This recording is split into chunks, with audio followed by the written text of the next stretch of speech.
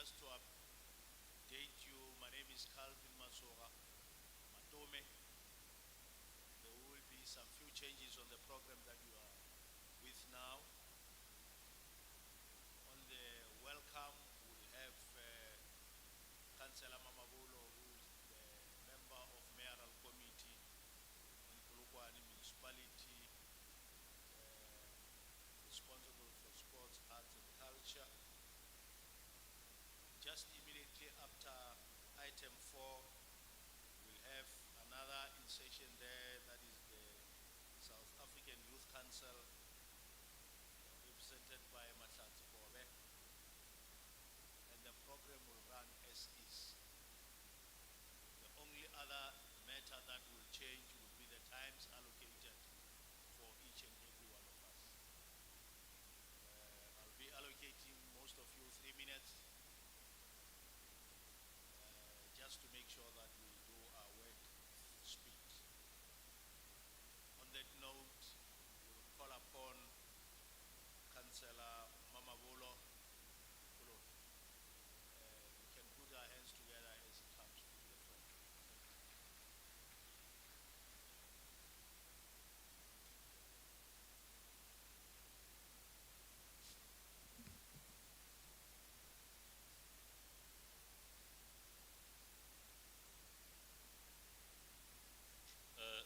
Thank you very much, Program Director Ntate Masoga.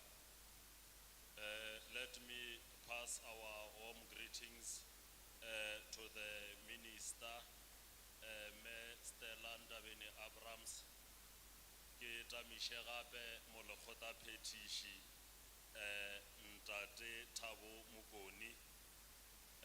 Let me greet MMC Mamabolo from Capricon District Municipality, the CEO Yaseda, and all protocol observed. Program Director, allow me to take this opportunity to pass my regards to the entire national and provincial leadership that is with us here this evening. We hope that your stay in Polokwane has already given you exposure to the hospitality that you can only receive from the people of Polokwane. I am sure that on your arrival in the city, you have observed that we are a city under work implementing various projects to build a better city and stimulating economic growth. When President Cyril Ramaphosa announced the Economic Reconstruction and Recovery Plan, the rationale was that a plan must be set out for an economy aimed at stimulating inclusive growth for our country and our citizenry. The South African government recognizes that the country's economy has experienced economic stagnation, thus putting a strain on tackling the triple challenges of poverty, inequality, and unemployment. The Economic Reconstruction and Recovery Plan strives to ensure that South Africa work together to build a new economy. This will be achieved by creating jobs through aggressive infrastructure investment and mass employment programs, industrializing the country's economy, focusing on SMMEs, and accelerating economic reforms to unlock investment and growth. This roadshow is in support of the National Development Plan objectives of addressing unemployment and creating much-needed jobs that our economy needs. President Cyril Ramaphosa again said during a virtual meeting with the SMMEs and cooperatives that in order for a nation to achieve an inclusive economy, government needs to more effectively support the growth of vibrant and sustainable small, medium, and micro enterprises and cooperatives.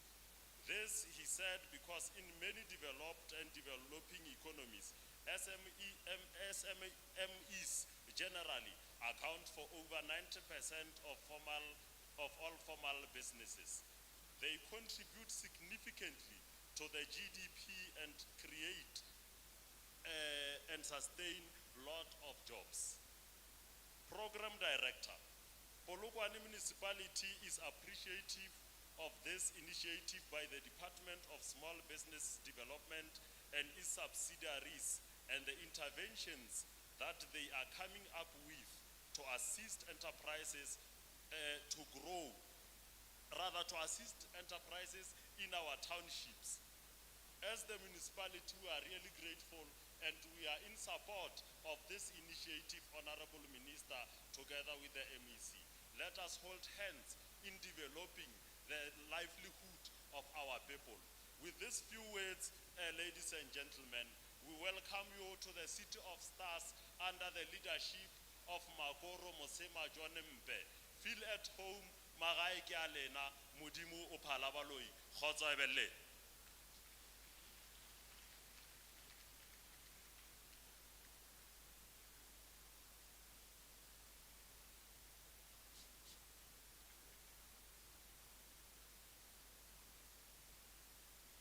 Colleagues, I hope you will understand that we are indoors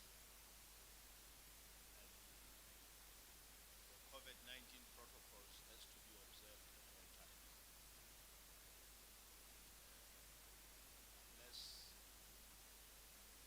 you request security to do likewise, but we'll appreciate if you can definitely do as expected. Thank you very much. For you have articulated the objectives of local economic development as outlined in section 151, subsection 1 of the South African Constitution very well. And we appreciate you for that.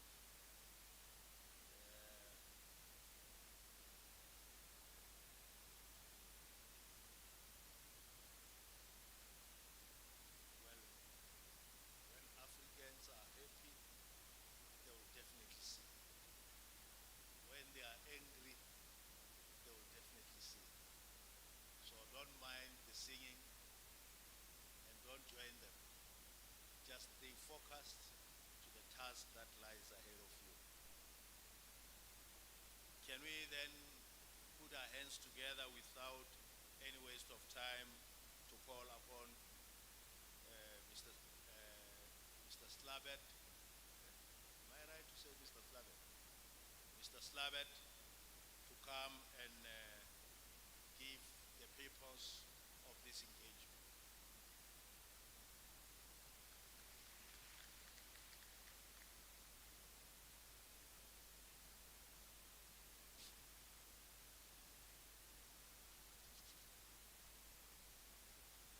Thank you, Program Director.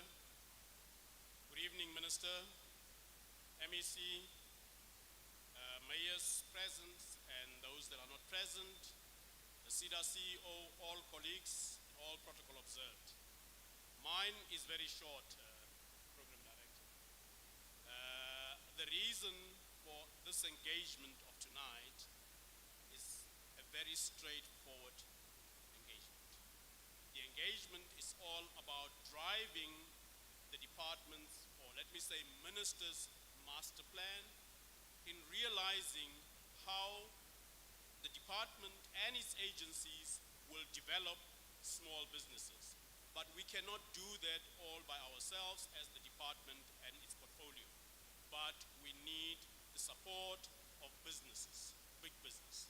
And this is in line with the district development model and also bringing in the National Development Plan to ensure that every aspect and development of the SMMEs is coordinated, it's contributing to the growth of those SMMEs, but we are holding hands as we grow these SMMEs together and ensuring that these SMMEs, as they grow, as Minister said throughout this week, that they grow from small to medium, from medium, they get to large and move out of the support of the department, because then they show that they have grown, they'll be handed over to the DTIC.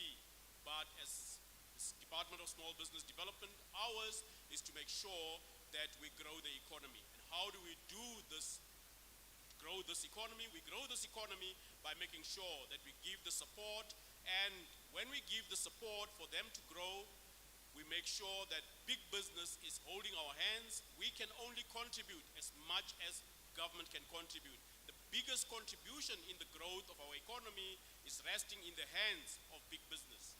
And with big business holding hands and riding the waves of change with our SMMEs will ensure that we grow this economy, we grow the GDP of this country, and when we do that, we create the necessary jobs that we expected to grow. I thank you.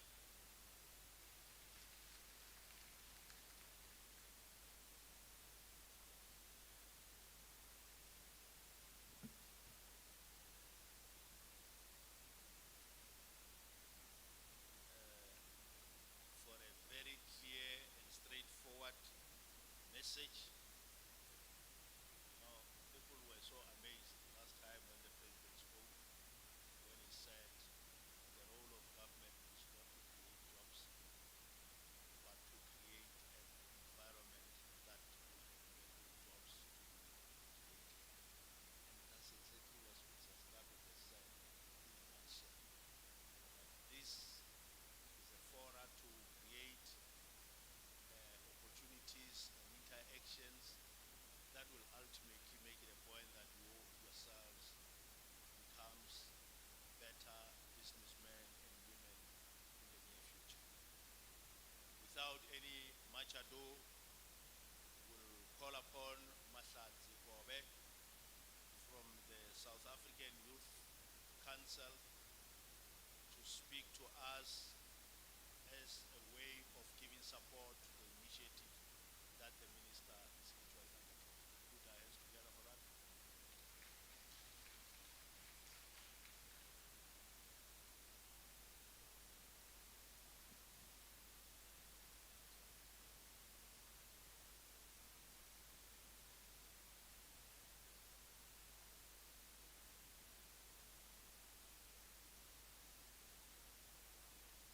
Good evening, ladies and gentlemen. In this interview for me, Minister Stellan Abrams, all protocol observed in the interest of time, colleagues. I will be very short. As the South African Youth Council in Limpopo, we were deployed here to come and render our message of support for this initiative during the roadshow of the Minister to assist SMMEs and young people within the province to ensure that we are able to unlock opportunities that are there. The program comes at a very, very convenient time amidst the COVID-19 pandemic, which was a serious devastation to youth-owned enterprises and also to young people and our economy in the province. We want to furthermore appreciate some of the efforts that were brought forward by government, which one would recall one that was hosted by LEADED, being a program that was able to benefit 150 SMMEs. We hope and plead with the MEC that let that program be an ongoing program that can ensure that it restores the dignity of some of these SMMEs, it restores the dignity of young people under such devastating times. Let us also give credit to all young people who persevered under the difficult conditions of COVID-19, where their businesses crumbled, where there were a lot of economic frustrations, and others mentally and psychologically because it was a difficult time. We want to applaud all those young people fighting and standing their ground, and we appreciate their presence here today to participate here in ensuring that we bring upon groundbreaking ideas that will assist our province and that will assist you in moving forward. We also plead with the Department of LEADED to restore the township and village economy revitalization strategy so that we are able to unlock some of those opportunities that are there, because as you realize that we have lost spaza shops, we have lost hair salons, we have lost butcheries, and some key economic sectors that you find in townships and villages. Let this gathering not be a talk show, but rather a parliament of ideas, a festival of solutions to the issues of youth-owned SMMEs, cooperatives, and the local economy. Program Director, let me close with a quote from Chairman Mao when he addressed students at the 40th celebrations of the October Revolution in Moscow in 1957. Open quote. He said, "The world is yours as well as ours, but in the last analysis, it is yours, you young people, full of vigor and vitality. are the bloom of life like the sun at 8 or 9 in the morning. Our hope is placed on you. The world belongs to you. Our country's future belongs to you. Thank you, Program Director.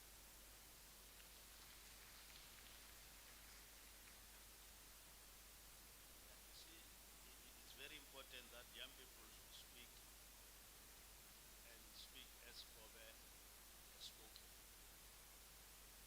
I know, let me see, Tabo, while you are still a young man, you could speak almost in a similar way as Kobe has spoken.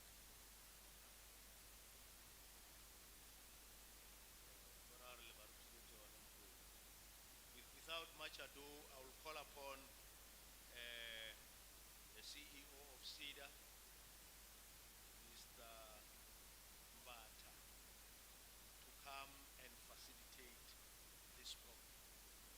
The program of you where you'll be able to be given a chance to interact and see as to how best you can improve the economy of this province, of this Capricon District Municipality, so as to make sure that we remain relevant as a community of Capricon District. Thank you very much. Over to you.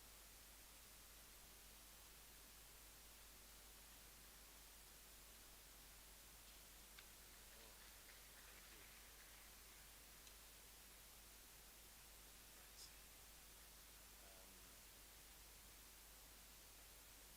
you. See, always get sanitized as well. This tender is not going right. But it always happens when it comes to me.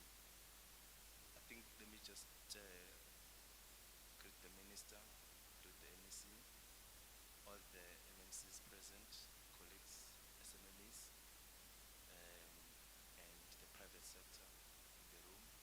I greet you. My name is indeed Kosikona Mbata, and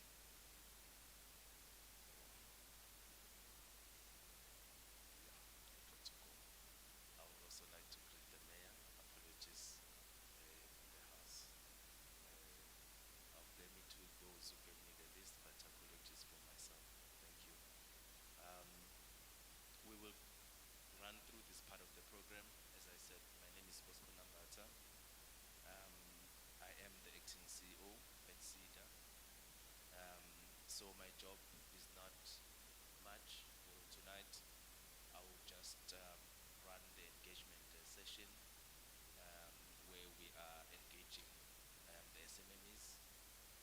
We have our panelists that will come to the stage. I think we've got enough chairs for all of them. So the way we'll do it, maybe let me call the panelists first to the stage so that then we are able to get that done as part of our panelists. I know that Ulita is back from Tiger Friends. We last saw him in Cape Town. Please come to the front.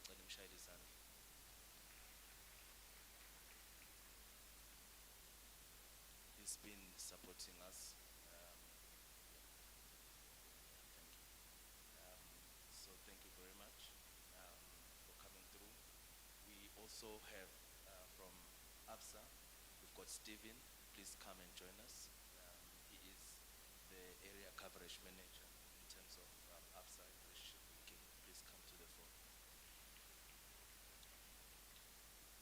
We've got Mr. Mokaba from LEADER, who is the interim COO. Please come and join us on the stage as well. Thank you.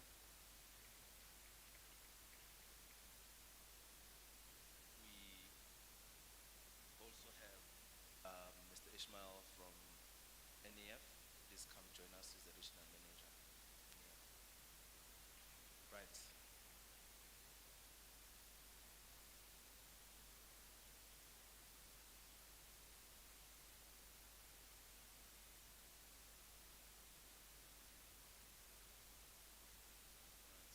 So as I said, we're not gonna have a long program, but I wanted to just make a few comments.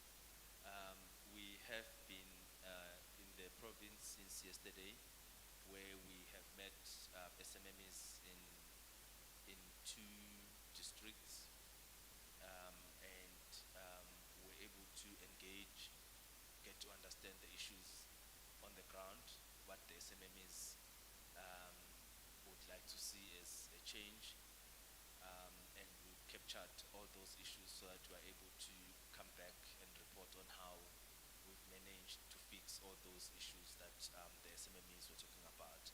Our role is simple, is to be an enabler, as Koni was saying, is to be an enabler of the ecosystem. And if we can do that and do it well, the SMEs then will do well as well. So it's important that we create an environment for the SMEs to do well. Tonight's purpose, as Kuni was saying, we just want to engage the private sector so the private sector can tell us about the opportunities that are available. From Tiger Brands, we'll hear what they do and what is it that they have for us as SMMEs.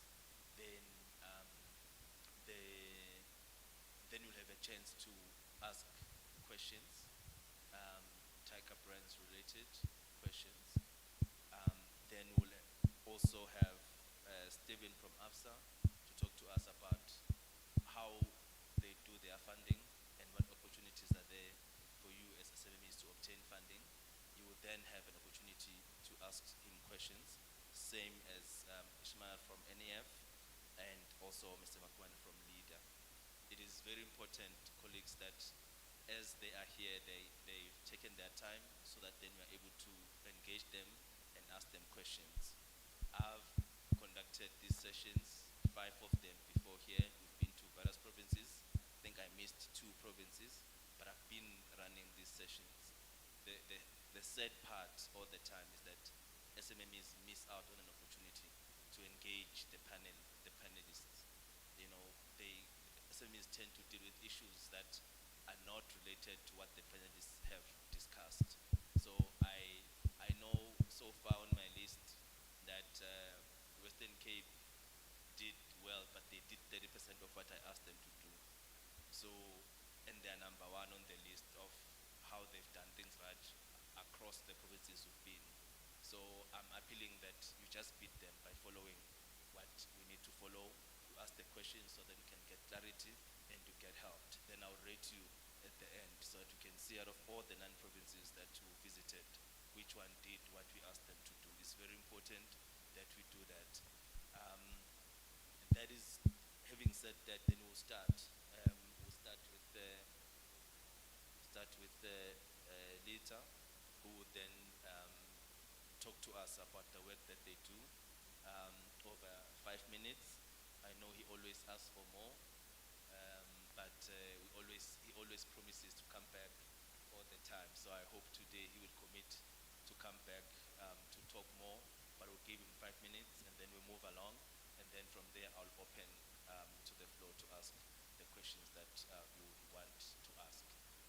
Thank you.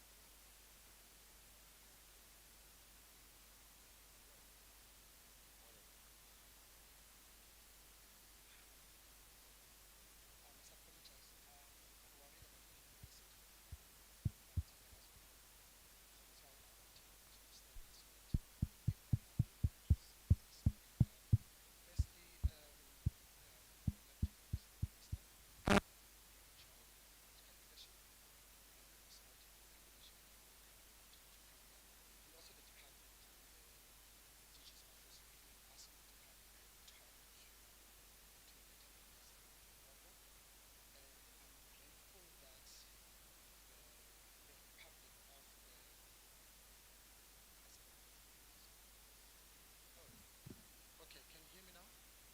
Okay, I was going to say I'm grateful that the Western Cape is an example. I am from the Western Cape.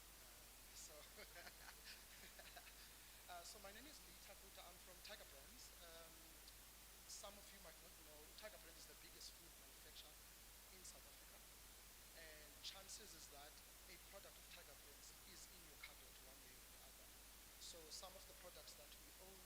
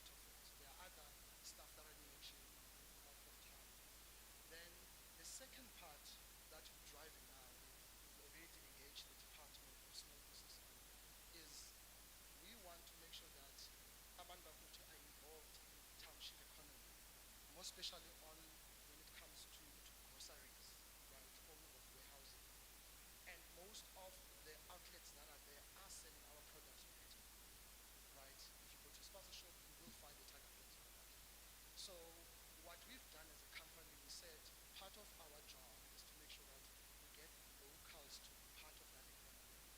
So we're going to be rolling out, partnering with the department to look for opportunities for people to start to be in the distribution chain, where they can be involved in areas of setting up warehousing, right? That's one opportunity we're looking at.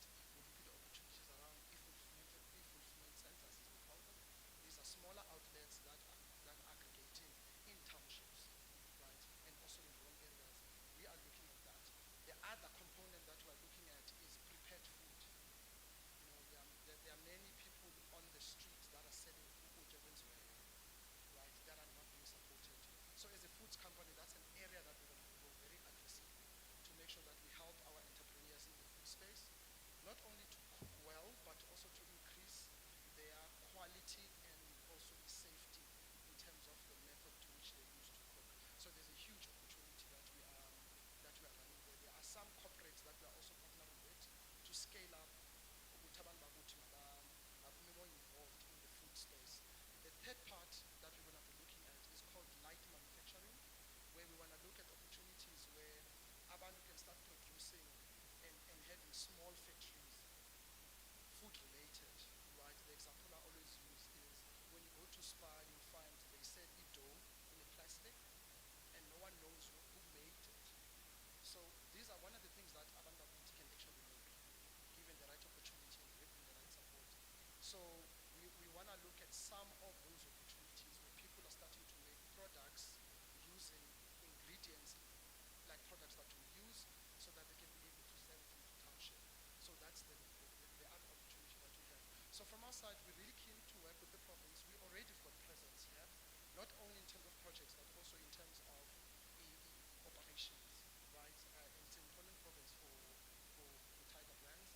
And I'm keen to hear questions and if people want to connect with us. And in closing, because this is very important, for agriculture, currently they are planting for winter.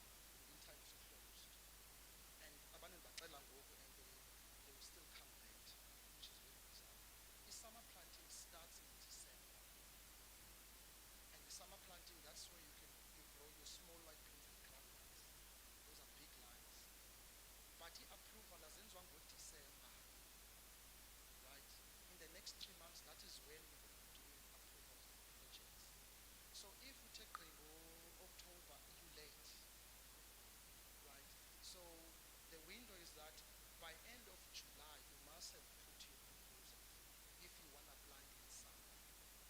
If you want to plant in winter, you must have been sorted with the proposal by end of January. I'm giving you guys these timelines.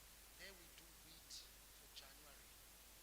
So that if you want to get involved in agriculture, you come at the right time. Because unfortunately, entrepreneurs, they come late some of the times. So those are the opportunities that we have, ladies and gentlemen. Thank you very much. Thank you, Lita. I think that was very clear in terms of the timelines and the products.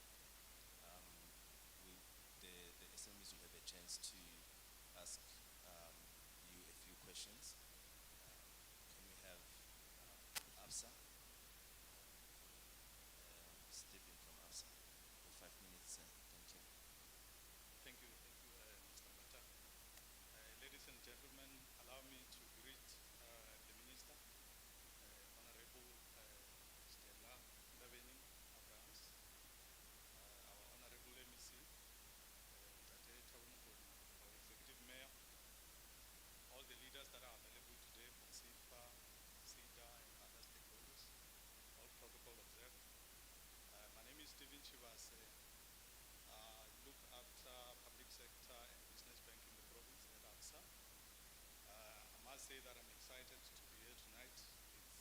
I'm very passionate about small business, and it's always a good opportunity for us as ABSA to engage people at this level and just to share some of the information and initiatives that we have at ABSA.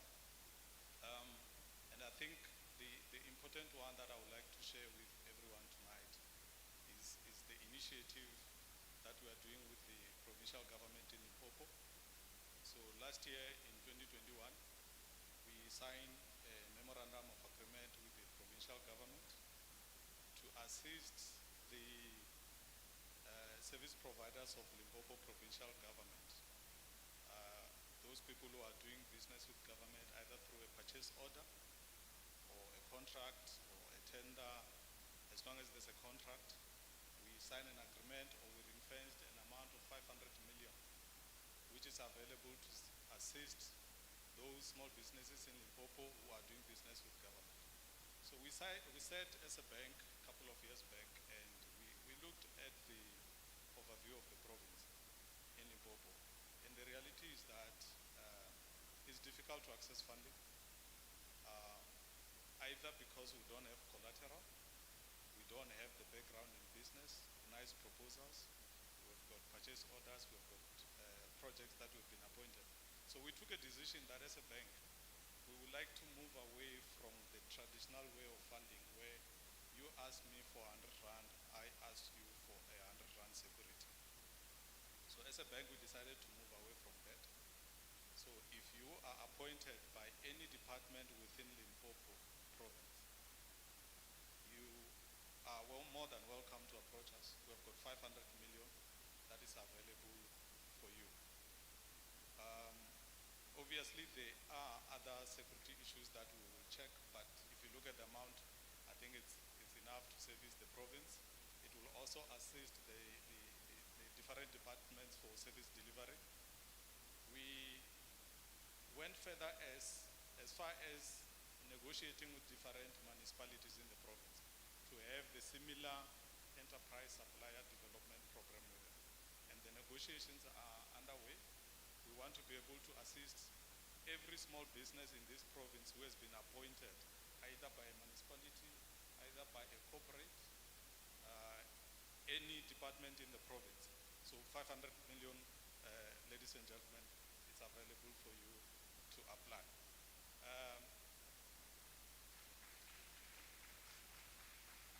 So those who are being appointed by municipalities, we also have other alternative funds that we look at.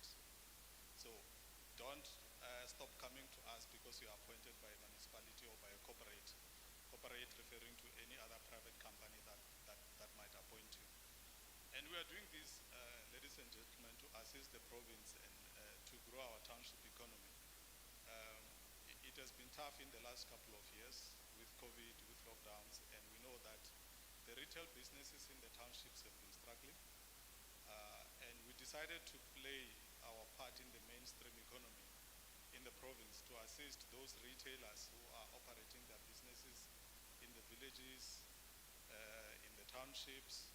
So we have decided that those hairdressers, those plaza shops, those hardware stores that you see that are in our villages, we will assist them to promote the usage or to promote community members to buy from them.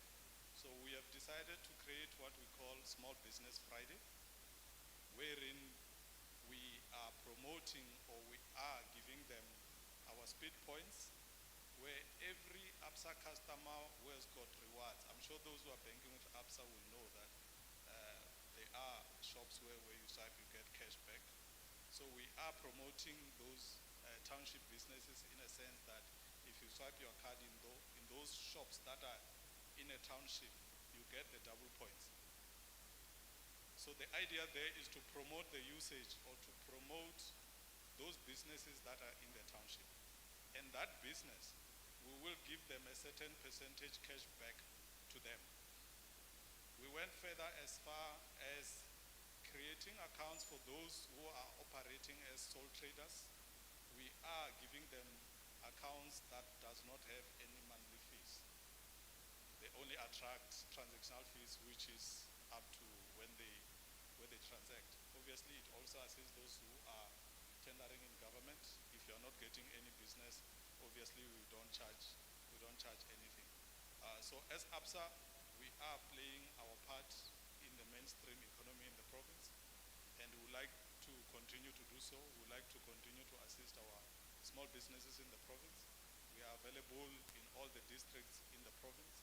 We've got branches all over, plus minus 40. You can walk into any branch. The they will be able to assist you. If you get any kind of a contract, do approach us. Obviously, there are T's and C's, but it's something that is very easy. If you get a purchase order from Lidet, for example, to supply stationery, we give you money to buy stationery. When Honorable Thabo Mokoni pays you, we take our money, and then you continue with your business. And I think it's a great initiative for the small businesses in the province. It's going to be easy to access funding.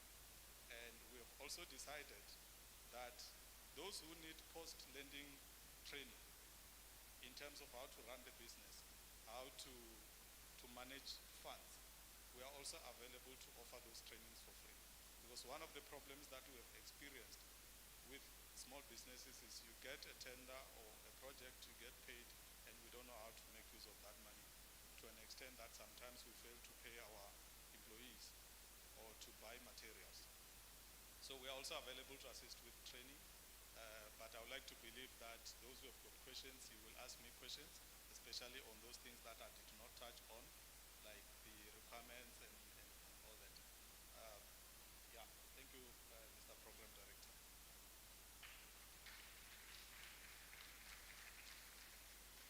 Steven, I hear that that is the important part. You know, the part that you mentioned at the end, the requirements, that is the important part. But I'm sure we'll address that before you step down. Let's hear from leader. Mr. Mokaba, please. And just check me so that you can see the time issue. Thank you. Thank you very much, Program Director. Let me take this opportunity to greet Honorable Minister, Honorable MEC, Honorable Executive Mayor and Councillors, and ladies and gentlemen, good evening to you. My name is Nzewa Mokaba. I'm the Interim Chief Operating Officer for LEADER. Let me start here this conversation by just unpacking a little bit of what we do as leaders, so that you are able to see where you must come in and work with us, where we can work with you in order to grow and sustain your businesses. We have a two-pronged strategy in our endeavor, because our mandate as leader is to do one thing, if I have to express it in one sentence, to facilitate and cause inclusive economic growth. And I must emphasize the word inclusive, because that economy, when it grows, it must afford and support every citizen of this province, and therefore every citizen of our country. The most vulnerable person, the homeless person who is there, must be able to be supported by the proceeds of the economic growth that we are causing, that we are working tirelessly to achieve. Now, our approach is two-pronged. We have one leg, which is massive industrialization, and the other leg, which is SMME support. I would just cite two programs that are very advanced and therefore been talked about all the time, which is the two SEZ projects that we have, the Musina SEZ and the Fetafo Mutubatsi SEZ. These are the programs through which currently we are pushing industrialization. And these are where we would produce high-value products, would also produce products in mass. And that is where would have or want to create huge and massive employment. While on the other hand, we support SMMEs so that SMMEs can create a pipeline to go and participate, or to go and begin to reside in the SEZs themselves. This as yourselves, your products, at one stage must, grow to a point where you also find a space in the SEZs and you are able to produce high value products, or you are able to produce in mass, that, would really begin to experience exports from yourselves. So let me then, stick to the SMME program that we have.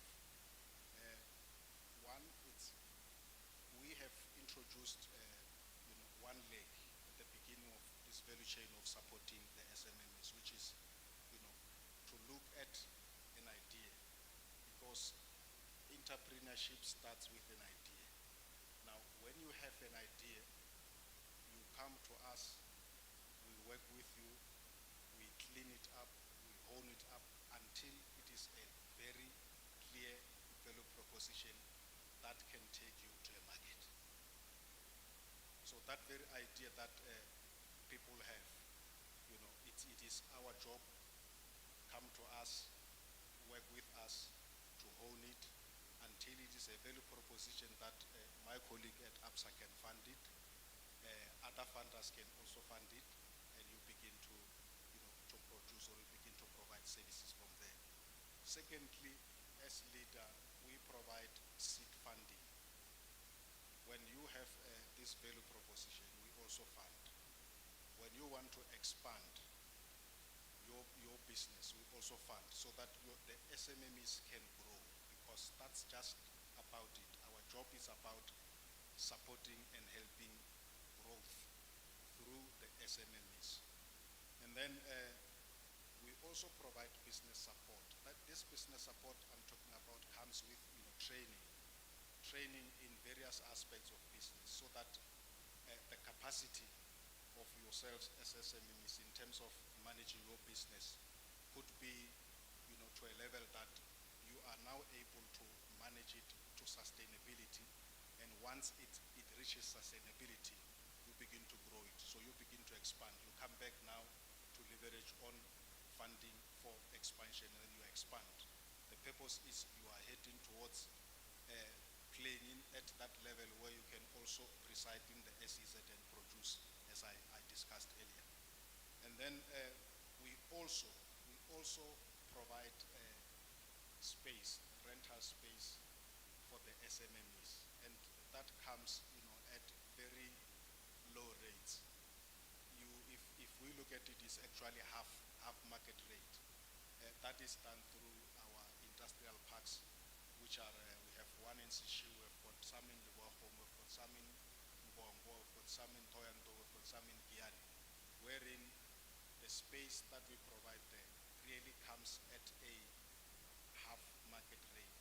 Reason being, we support SMMEs, and therefore that difference between the market rate and what we offer, should be plowed back into your business so that you can have a rapid growth. And then the other thing that we do is trade, supporting trade, because you have products. When you are an SMME there, you have your products that you produce.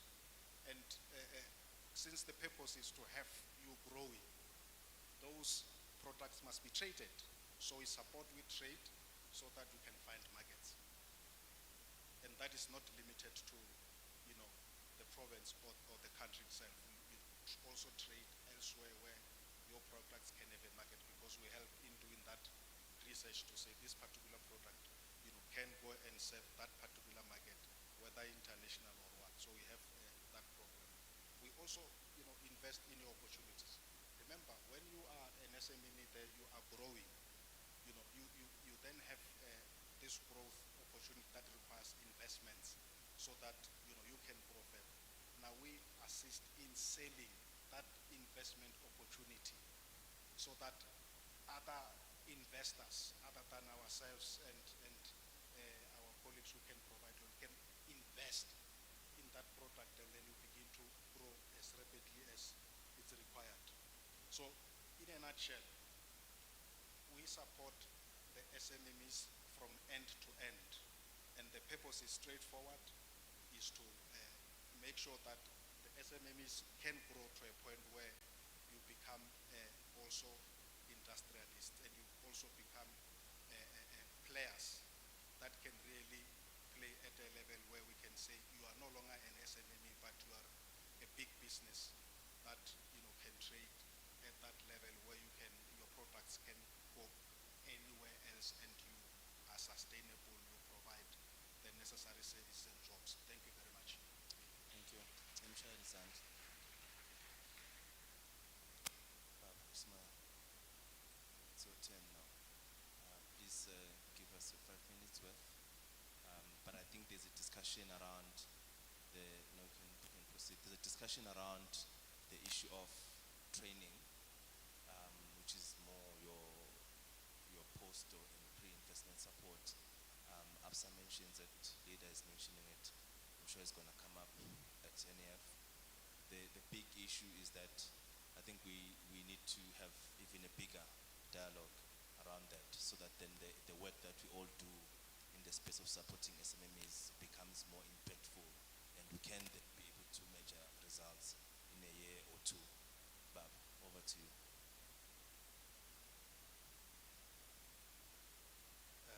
Program Director, thank you for the opportunity. I'll try to time myself, call it 20 hour. Honorable Minister, MEC, I worked with the MEC a couple of times. The Honorable Mayor, the leadership from LEADET and LEADER, I worked with them a couple of times as well. Ladies and gentlemen, and a lot of entrepreneurs that I've always been in contact with, I've seen a lot of them in the room. Good evening, I'll be very brief. I think perhaps maybe in the interest of time, let me remind the colleagues in the room that the National Empowerment Fund offices in Limpopo are based in Polokwane, number 43, Bikat Street. In case I forget to share that, I know we're limited or pressed for time, so post this discussion, should we have any further inquiries, we are contactable at number 43 Bikat Street. What do we offer as the National Empowerment Fund? We primarily do the following. One, as an organ of state, our responsibility is to support black entrepreneurs, and with an operative word, black SMME operators or entrepreneurs who are coming from different angles, saying, I have a viable business concept as a startup, but I don't have financial means. Or those entrepreneurs are saying, I'm operating, but I need a bit of injections for purpose of expansion. We start from 250,000 up to 75 million, but of course, depending on the size of the project. Given the fact that we are an organ of state, our requirements, I won't be able to list them all, are customized and programmed in such a way that they are taking into account the challenges that we have as black entrepreneurs. Some of them that are not necessarily included are the issues that talk about collaterals. So when you approach the NEF, we would not ordinarily expect you to have some assets that back or support your funding applications. All that we are looking for are just primarily the following: the business plan and of course your statutory compliance. We have actually noticed, of course, that there are always limitations around paperwork in respect of the SMMEs. That's why we work closely with our colleagues from CEDA, whose responsibility is to ensure that they upscale our applicant who are saying, I want to apply, but perhaps my paperwork, being the business plan and other related statutory requirements, are not up to speed. So our colleagues who we work with closely in the province help us to jack up those gaps.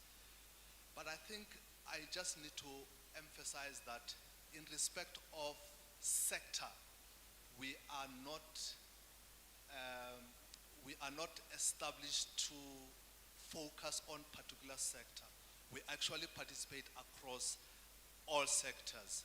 But I think of late we are taking a view that the agro-processing need to be supported more. But we are also taking a view that as the NEF, we should invest in entities that strategically will be able to become market enabler. You'll agree with me that most of the common barrier with regard to the SMMEs are, I'm actually in production, but my products, I'm finding it very difficult to secure the market. So as the NEF, we have started investing in entities that primarily will serve as market enabler. I'll just give one example. One entity that we invested over 70 million primarily to ensure that that entity is a market for all emerging farmers, but again, on emphasis of emerging black farmers, because as they start to produce, you'll find that they are battling with the market. So that entity is just there to ensure that we provide that type of market. But the other entity that we are facilitating is in the poultry space. As soon as that entity is operational, its mandatory objective is to ensure that those that operate in broiler space or poultry space, they have a market through the abattoir. But in closing, I'm summarizing by saying, when you have interest in franchise, interest in tourism, meaning you are owning a B&B or a lodge or facilities like those, the NEF's role is available to support you financially. Particularly on the tourism, we have what we call a TTF fund, which is structured in such a way that 50% of what you require as funding is grant, while the balance is actually a loan. So in closing, Chairperson or Program Director, I think the rest we'll discuss through open floor. Thank you. Thank you. All right.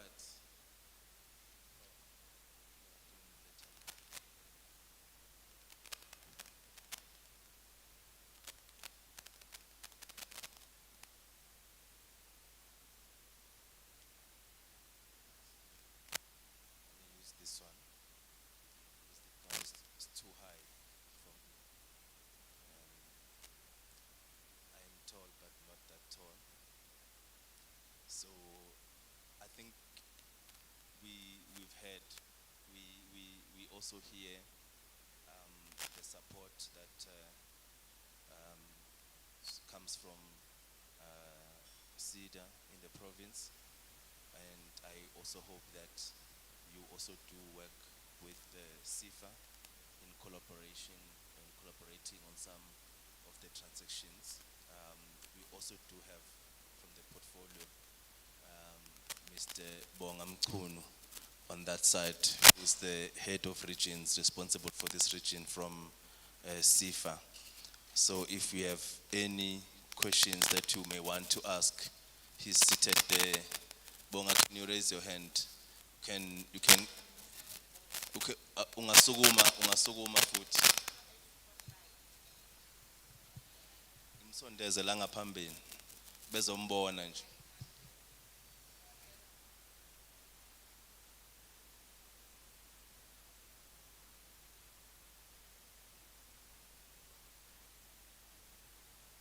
Bazokubona. Ngeke ngikukhulumise bazokubona nje. Ngeke ngikukhulumise. Yeah. This is Mr. Bonga Mchunu, who's the head of regions, and this province is one of the provinces that he is responsible for amongst the other five that you lead from a CIFA point of view. Thank you. So as we continue to do this work, it is important that we all work together to make sure that the SMMEs are assisted. Ladies and gentlemen, we've heard from our panelists. We know what they do, we know what they offer. But obviously, I don't think any one of the SMMEs here would want us to spend the whole night here. So I'll open the questions. So I'll divide the house. This pillar, everyone, all SMEs seated on this side. I want to choose 5 people that will represent you in asking questions. So I will take 5 from this side that will ask the questions to the panel. Anything that you need for clarity, they will answer right to the panel. Just I've said Cape Town or Western Cape is leading, but they were leading 30% in terms of listening. So you have an opportunity to get. I know Lita was happy with the Western Cape, but they were 30%. You remember I said it. So please make sure that we beat them. We're asking the questions to the panel. Any question that you have for clarity, 5 SMMEs from this side. I have my brother here as number 1, number 2, number 3, number 4, number 5. We are in SMME, my brother. We are in SMME. Angiboni ugqoke ngisho isigqoko endlini ukuthi hayi ugqoke ngisho isigqoko endlini impela. SMME le. So I will take you as number 5. So we'll start there with my brother there so that he can ask the questions. Thank you. Please just mention your name and the company that you represent, and please straight to the question.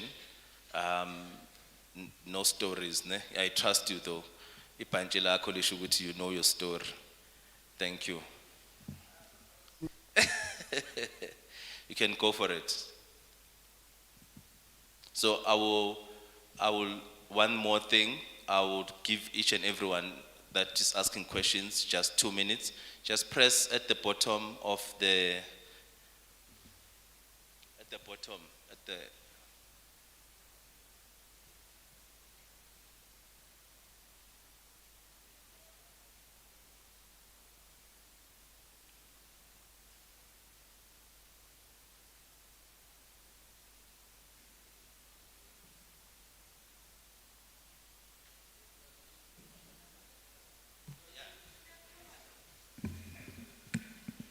ngiyabona ukuthi umuntu wethu wesound abafana amajita ethu esound ayasibukela nje struggling.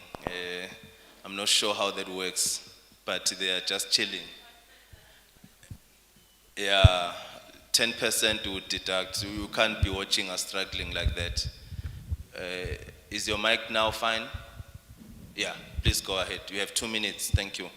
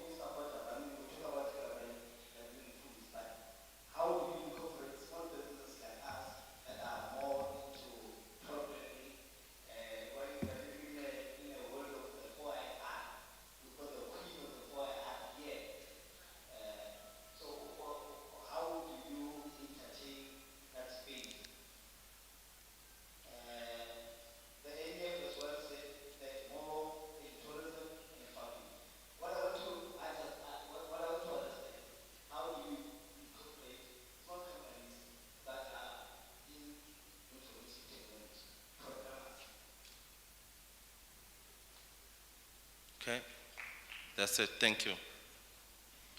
Can we have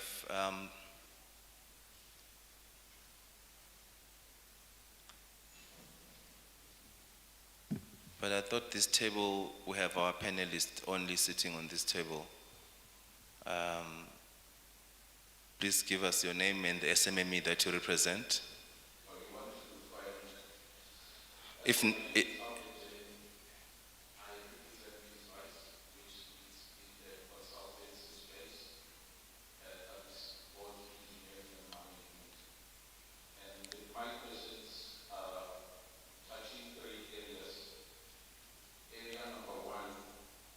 issue of transformation.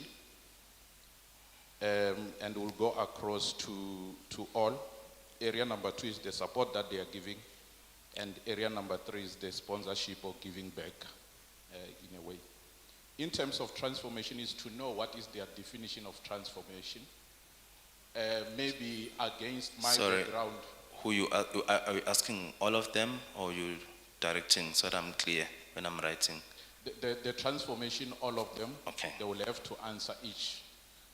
But I will also give pointers in terms of what each I expect them to answer. Yes. No. All Yeah. right. It's just that we've got 2 minutes for you, so I see you now. It's good to see you again. Since the last time, you can proceed.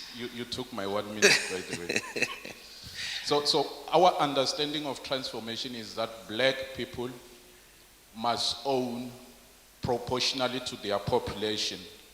Currently, we have about 80% of black people in South Africa and about 8% of white people in South Africa. So to ABSA, how do you foresee black people actually participating in the banking space, really, and owning that 80% of the share? The same will go for Tiger Brands. And in terms of leader, I will just say, why are they playing in the space where we should be playing? Why are they owning a bank? Why can't they sell that bank to us, Risima Bank?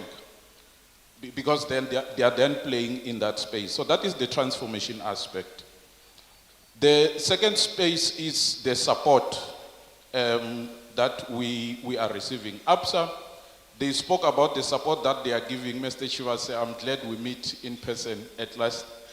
They are talking about support specifically to government tenders, which is less risky. And our challenge is when we're doing business amongst each other. And why can't you get into that space? Because that's where we need assistance. But on top of that, it's what did you do with the state guarantee during the COVID? Did you participate? The president said that there was a problem then. And then I will go to the last aspect in terms of sponsorship or giving back. I will just give an example with ABSA again. I know they spend about 140 million towards sports activities in the Premiership League per season. Why can't they do the same for competition for SMMEs? Then one will tend to think that they actually like it when we are drunk and playing and all those things, but they don't like it when we are actually doing business. So we'll want to see much of that money coming to SMMEs competitions. Thank you very much. Thank you. ABSA, hope you got all these questions. There's a lot coming your way.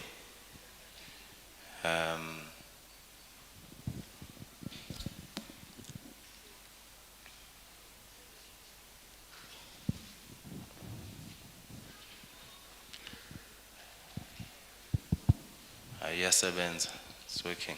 Go for it, my brother. Thank you, everyone, for this opportunity to stand before you and could say plead my case. I am Mr. Tsubani Svajani from Brab Industries, a company specializing in IoT and IT-related products. I just want to ask a question with regard specifically towards the fundings, because we have 3 institutions here which are offering funding. And with regards to fundings, there's a process of application from the first meeting to when the money has arrived. And therefore, I just want to understand and know with regards to the time frames, you know, from how many meetings to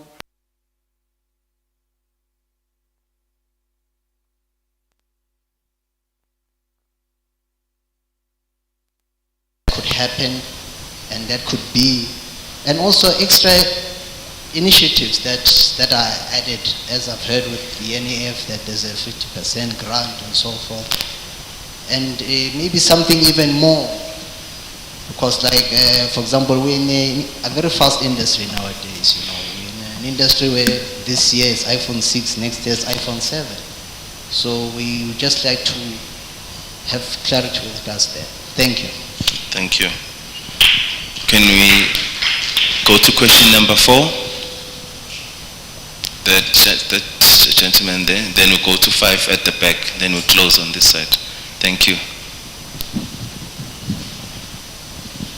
Evening, ladies and gentlemen. My name is Othaniel Chabeling from Melanin Industrial Works. I think I've got 3 questions for the panel because I'm trying to score points for Limpopo Province. The first question is dedicated to the gentleman from Tiger Brands. What I would like to know is, what is the procedure that should be followed if one farmer wants to start doing business with you? So I want to know what is the procedure in terms of the farmer getting an offtake agreement from you. The second question will be dedicated to Mr. Mohoboya, because you've mentioned something related to compliance.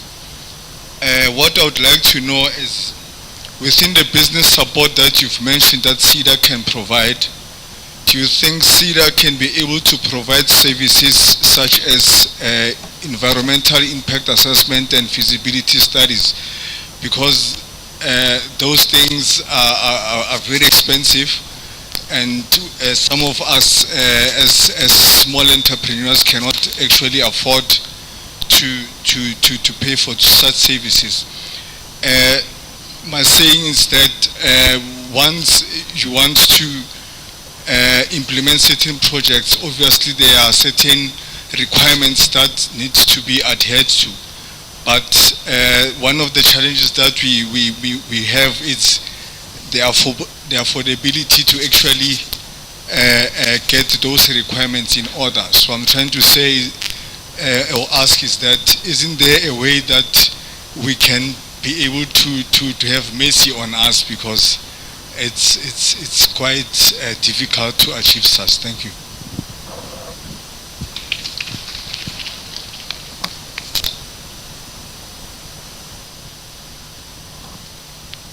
The mic to the gentleman at the back. I'm not sure if you'll be able to respond to that question, but let's give you a chance.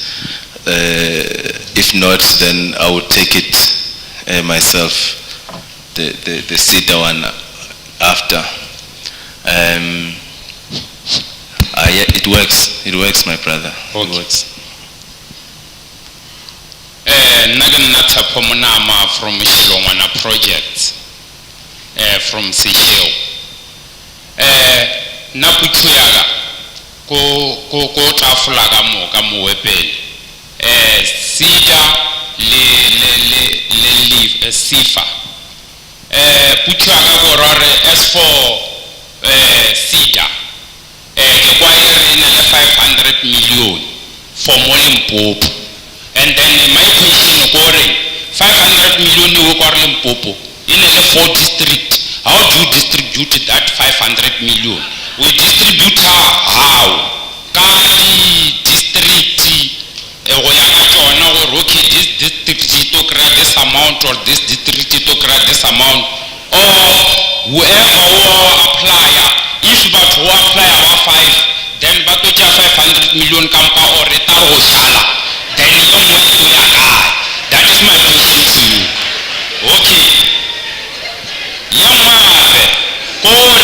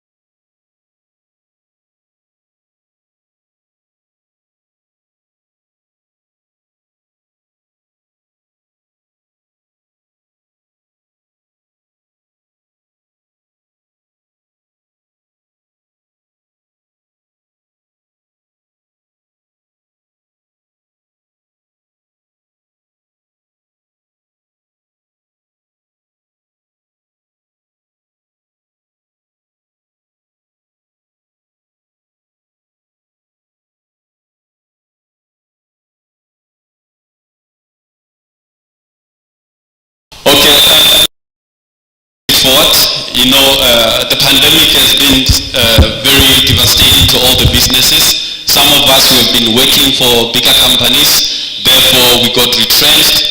Then instead of going to drink the money, we decided let's go and build our own businesses. Then now, in the businesses we continue moving forward, then it happens that we need to be empowered financially. I bought myself some incubators, but now when I need more, I need to go to the bank. Unfortunately, I had loans and so forth. I couldn't pay. I couldn't take the money for my kids to go and pay those loans. But now, when we need to grow into businesses, the banks are telling us that you're owing, then I'm not sure what APSA can do for us in that case, because I know the potential of my business is very big. And again, we do have potential businesses where they are our customers. Then when coming to acquire those kind of businesses, then we are lacking the abattoirs. Then they always tell us about the abattoir. We do have the abattoir in our midst. However, it is so difficult to discuss the abattoir with the Department of Agriculture and municipality. There are people who are holding that at ransom, but for us to be able to supply, it is very difficult. Then we want to know what happens with NEF, because I heard that they talked about the abattoir. Or if there is any other abattoir which is operating anywhere, if they can assist us with that. Then the third one, or the last one, will be, we have about 17 farmers in our business, in the cooperative. All these businesses, what they've done, they've created a letter of intent to my business so that I can supply them with day-old chicks. But now, when you go to SIFA, you get told that no, letter of intent is not working. We need a contract. Then I would like to be advised by SIFA what kind of a contract and how to structure that kind of a contract so that I can be able to give it to my colleagues so that we know what to do. Thank you. Thank you. So your own team members are giving you a letter of intent, your own team members, and you need funding against that letter of intent that your own team members are giving you. So we'll check that one. Yeah. Sorry, I can't even, I can't see, this light is too bright. Young Clopper, but yes, please go ahead. Thanks for the opportunity. My name is Moloto from the Waves. My first question to NEF, when are you going to make your office accessible? It's hard to penetrate your office. The one that you are talking at Beacon Street, you'll be told at the security gate that they only take calls. So when we phone the office, you will only given, just hold on up until you drop. The second question to leader, when are you going to make land available for the black people to develop at SEZ? Because none of the presentation that was made in the province have ever talked about the availability of land for development. Whom is the contact person if one want to develop at SEZ? The other question to your branch receiver for housing. When are you going to make available less requirements for the black manufacturers to be part of Risima loans? To see black people given a chance to supply windows, bricks or whatsoever, rather than going to the big retailers that are owned by the minority capitalists. I thank you. Thank you.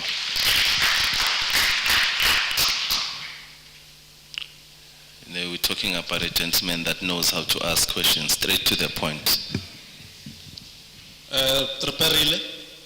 My name is Joseph Matebula from Fumalo Communications, and I'm also the treasurer of LUBF, and I'm also the secretary of PPF in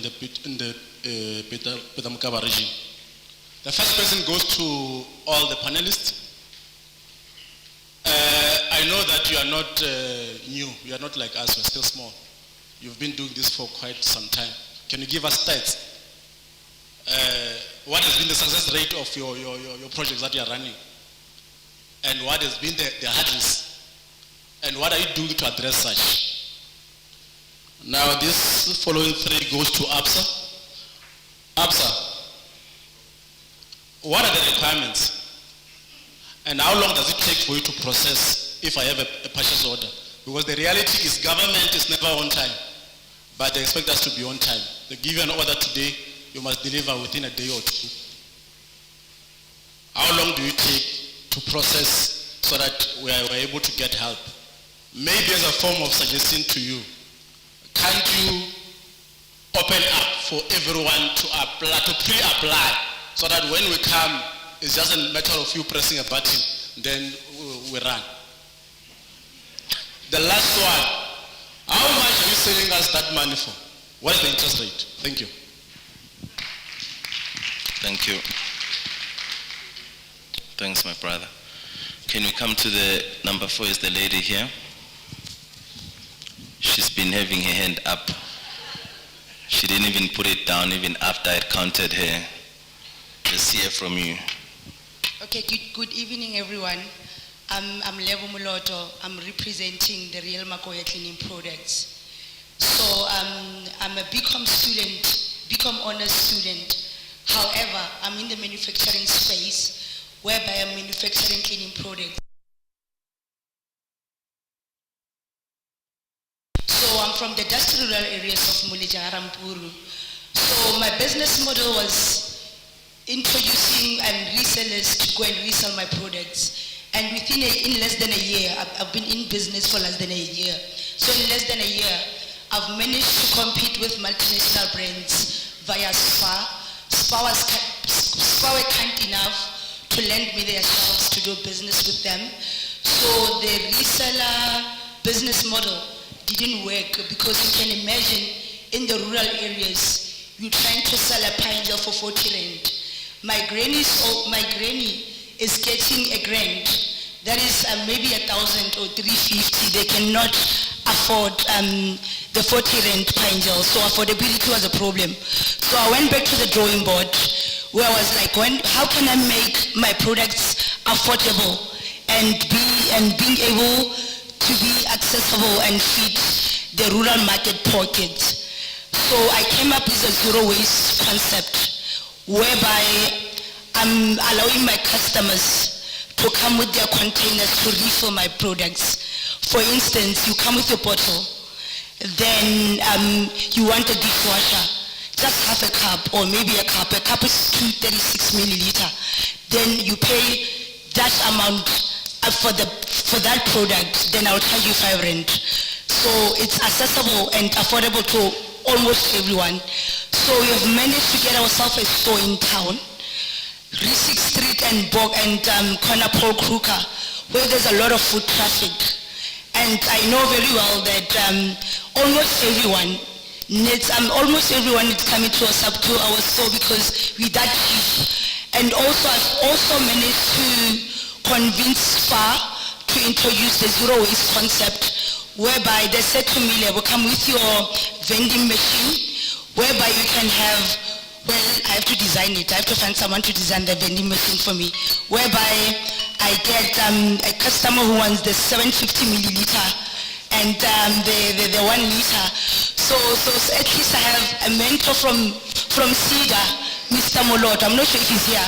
So Mr. Moloto is my mentor. So how can UDA and NEF assist me to get buyers from Checkers and Pick and Pay? And also, I'm finishing, sir. I'm finishing up. So since while I'm in the manufacturing space, since while I'm in the manufacturing space, I've also went to CETA that I'm willing to give away my ingredients and run a skills development program. So in that way, how can I be assisted? Thank you. Hey, Abona, you've told us everything about your business. And you haven't asked the question that you wanted to ask. But I hope they got the gist of it. Thank you. Your friend was vouching for you, so you must thank her. Definitely. Thank you so much. Can we give her a chance? Thank you so much Thank for you. this opportunity. My name is Chwene Makasa. I'm an SMME myself, serial entrepreneur, but today I'm here as a representative of MLab. So MLab is Mobile Applications Lab. We work with startups, so we assist startups with acceleration, early stage startups. So similar to USIS. And also we do training in a sense of 4IR training for youth. So one thing that we've seen and what we've noted, and this question is for the representative at Tiger Brands. So we see that a lot of startups, especially at early stage, from our research is that one of the top 6 reasons the startups fail is due to access to market. And we are running programs where we bring technology to innovate the agricultural sector and the tourism sector in the province.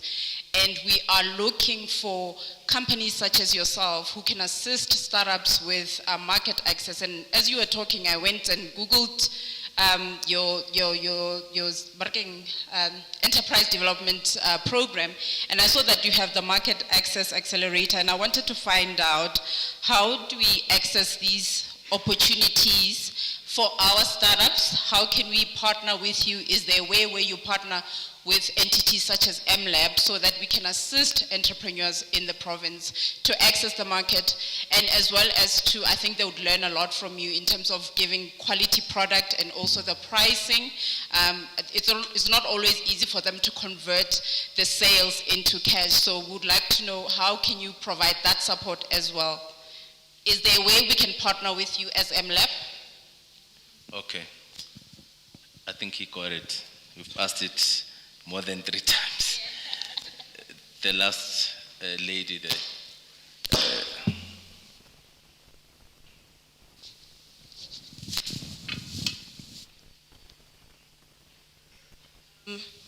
Okay, thank you, Program Director. My name is Lebogan Sorona. I'm representing and not just media, and also I'm into engineering. So my question is directed to the ABSA representative. I'm not sure it's Mr. Chivase.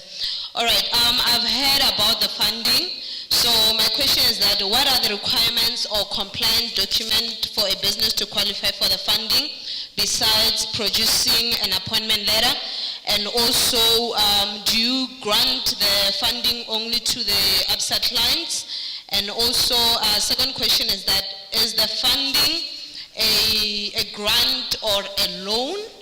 And thirdly, I just want to know, do you also give funding if the work is granted by a private institution? I thank you. Thank you. That was sweet and short. I haven't even permitted that I take a 7th and an 8th one. Already you are giving the mic. But you can go ahead. No, I'm talking to the gentleman, not you, my brother. You have done nothing wrong yourself. You can proceed and ask the question. Please go ahead. Yes. Thank you, Mr. Program Director. My name is Vincent Morera from Mankweng. My business name is List Trading Enterprise. I'm taking photos and videos, and I'm also accredited to TITA. I'm doing a professional driving school. And then my question is only one, which says we're having a challenge when doing a business with private companies. They are looking us for a session. So how can government help us to pass that? Thank you.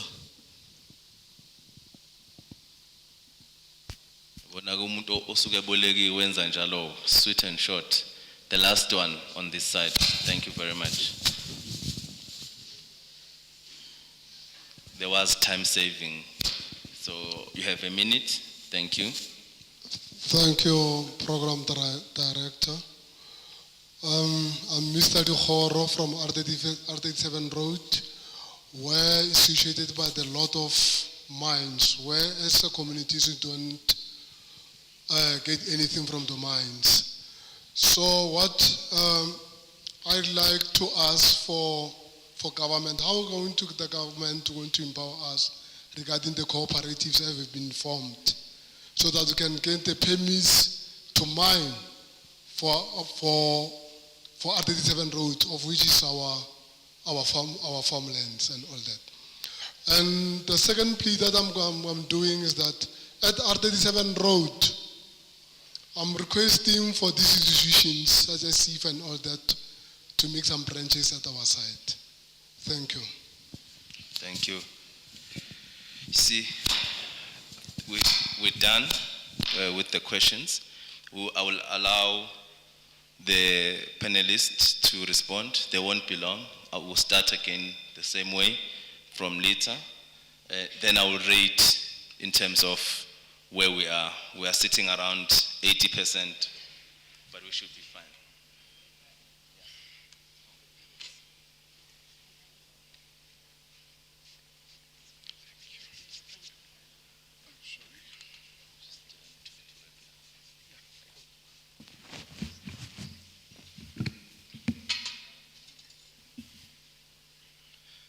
All right, before I answer questions, what happened in Cape Town is there were a lot of questions that were asked, and unfortunately because of time, it's almost impossible to give very much clear answers to each question. So what we asked in the Western Cape was that we wanted to do a follow-up, which I asked Mr. Mbata to do, and the provincial manager, Mr. Konda, actually we're busy organizing a session.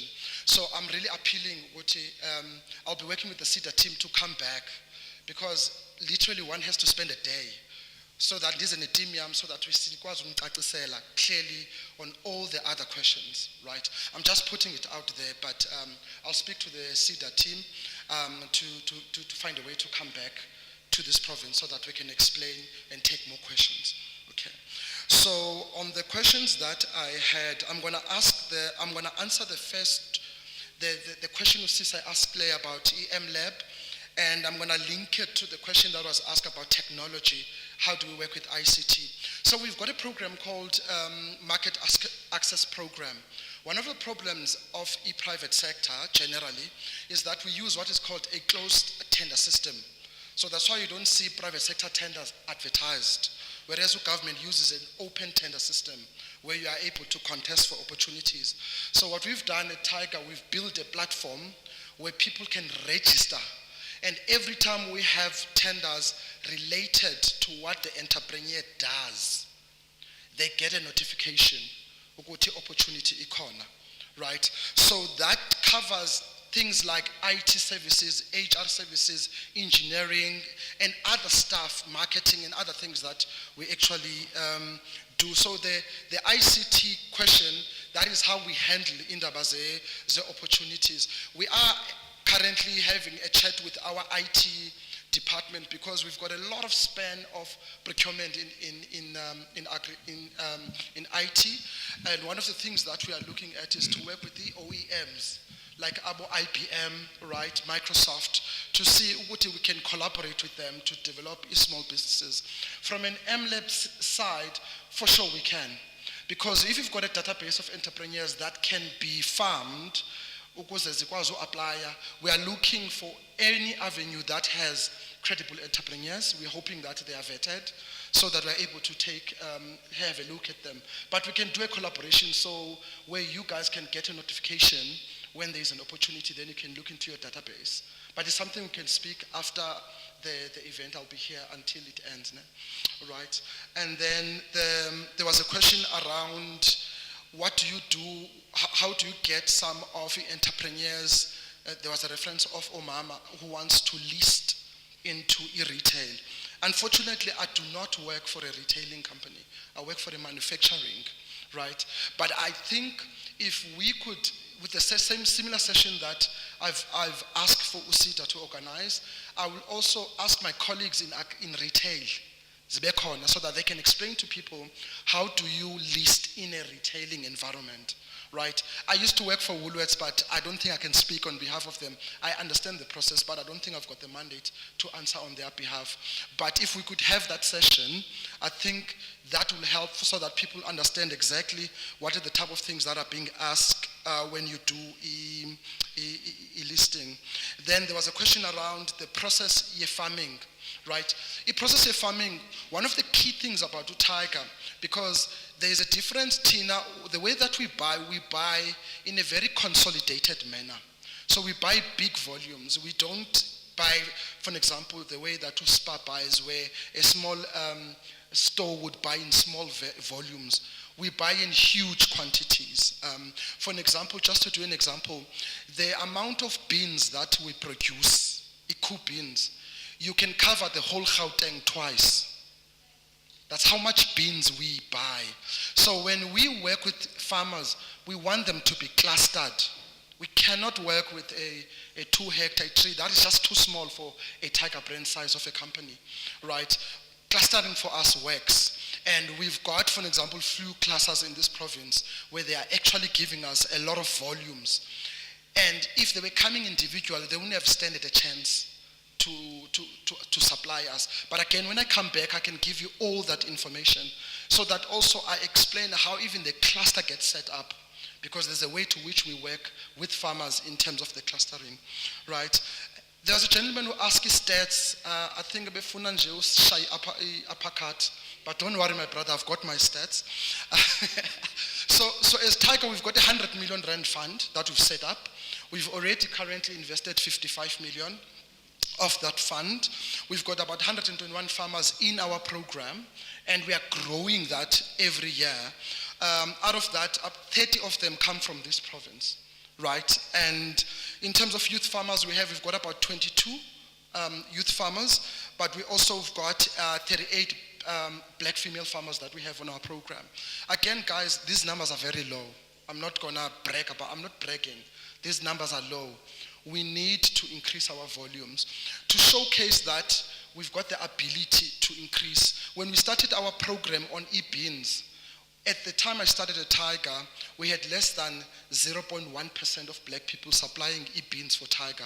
We're sitting currently at 5%. 5% to all of you might look insignificant. To plant 5%, we needed 200 million. I'm just showcasing to you, colleagues, how much investment you need, right? We have one farmer who got a contract with us in excess of 100 million, and the Department of Agriculture, the national, gave them 60 million grant. If the government did not give them that, they wouldn't have been able to farm. So I'm also showcasing, again, how we're growing these farmers. But again, those volumes are proportional to the investment. The last question was about what's the definition of transformation? We work on e-regulation, that's a very easy.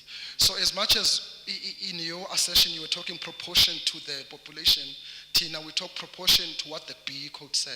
They say 40%, right? And that is the number where we derive the 5% to say we are building towards 40%. We're not gonna wake up the next day and be 40. We have to build from ground up, meaning that you guys as entrepreneurs have to work hard, because it's not easy even to get 1%, definitely not easy to get to 10, but we can get to 40 if abantu work hard when they get those opportunities. Thank you very much.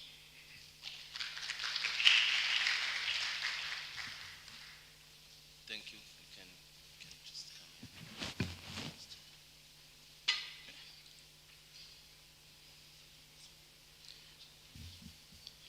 in. Thank you, Mr. Program Director. I think I'm the only one who's got a lot of questions here, but I will try to answer all of them. So I will start with one that was posed by Tatanjelin, and I will try my best to be politically correct within the scope of my job. Obviously, as a private institutions, there are those matters that I'm not mandated to can talk about it at this forum. But I will talk to transformation in two folds. One being about what we are doing as ABSA in the province to assist small businesses. And I think the point that I alluded to earlier around assisting SMMEs or small businesses without collateral or securities is part of us trying to transform. It's part of us trying to move away from asking collateral from people that we know that they don't have houses that are in the urban areas where they've got title deeds. Many of us stays in the tribal land and we struggle to get those collateral. So doing that is part of us trying to transform. Not looking at things like business plans. If someone has got a purchase order or a contract, it's part of that. The second part of our transformation, I'll talk to us as Limpopo. We've got plus minus 40 branches in the province. And out of the 40 branches, only 3 are managed by white people. And those are 2 branches in Polokwane and 1 in Tzaneen. The rest are managed by black colleagues who are from those respective areas, who knows exactly what is happening in those areas. We have got 4 regions in the country. Limpopo and Gauteng is 1 region, Mpumalanga and KZN 1 region, the 2 Capes down there 1 region, and then the remaining 3, which is Northwest, Free State and Northern Cape, is the 4th region. Out of the 4 regions, 3 are managed by black people. Up to the head of relationship banking, black people. I'm standing here as a black person, looking after public sector in the province, private wealth, and business banking. And my provincial head is also black, from one of the villages in Tzaneen, Angwamito. So it's part of us trying to transform. What are we doing to support businesses? I spoke to enterprise supply development earlier because it was part of the brief that SMMEs would like to understand what are we doing in terms of enterprise supply development in the province. But as a bank, there are other funding options that are available for other kinds of projects where we require the proposal, the business plan and all that.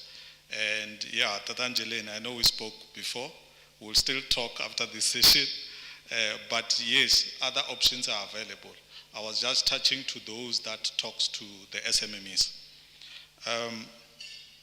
There was a question around COVID guarantees, and I will talk to Limpopo. I know there's been a lot of talks around the money that was underspent and all that. But I can assure you that in Limpopo, I'm only aware of 1 application that we declined. And we declined it specifically because we noticed that the decline on the business started 4 months before COVID. So it was not because of COVID. That's the only application that I'm aware of in the province that we declined. The rest, we approved them. I'm not sure about other provinces. Sponsorships, I've taken note of your comment, Angeline. I think it's important that as a private institution, we do sponsor competitions that promote businesses in the province. However, before COVID, we partnered with CEDA. We did classroom trainings to SMMEs in the province. We did mentorship programs where we were going straight to the business premises for a month to train them on different aspects of businesses around the financials, how to run the business and all that. Those who attended classroom trainings were coming directly to our offices. And I'm happy that Mr. Slabert is here because he's aware of it. There was a question around how long does it take to get the money and what is the interest rate? And I will answer this one in conjunction with a question that was asked by Kalanga that side around the hurdles and challenges that we face when we do these applications. So it takes 2 to 3 days to finalize applications. The main challenge that we experience is late applicants. You get a purchase order today to supply stationery on the 10th of June. Many applicants will come on the 8th or the 9th of June. Unfortunately, it's not enough for us to can finalize the application. The other challenge that we experience is financial statements. It's a bit controversial. There are those who feels like financial statements are not important. So, by law, when you're running a business, you are required to have financial statements by law, not by the banks. You are required to have financial statements. If you come with a purchase order which is once off, we don't need them. But if you are running an existing business, we are required by law to prove that you are solvent, to prove that you have got enough money in the business to can repay the bank. I always give an example of a salary advice, that if you go to the bank, you earn 10,000 rand, but your expenses are 15,000 rand, the bank will not give you a loan because you will definitely not qualify. That's what we are trying to prove on the financial statements. So it is important to have them. But if it's a once-off application, no, we don't need them.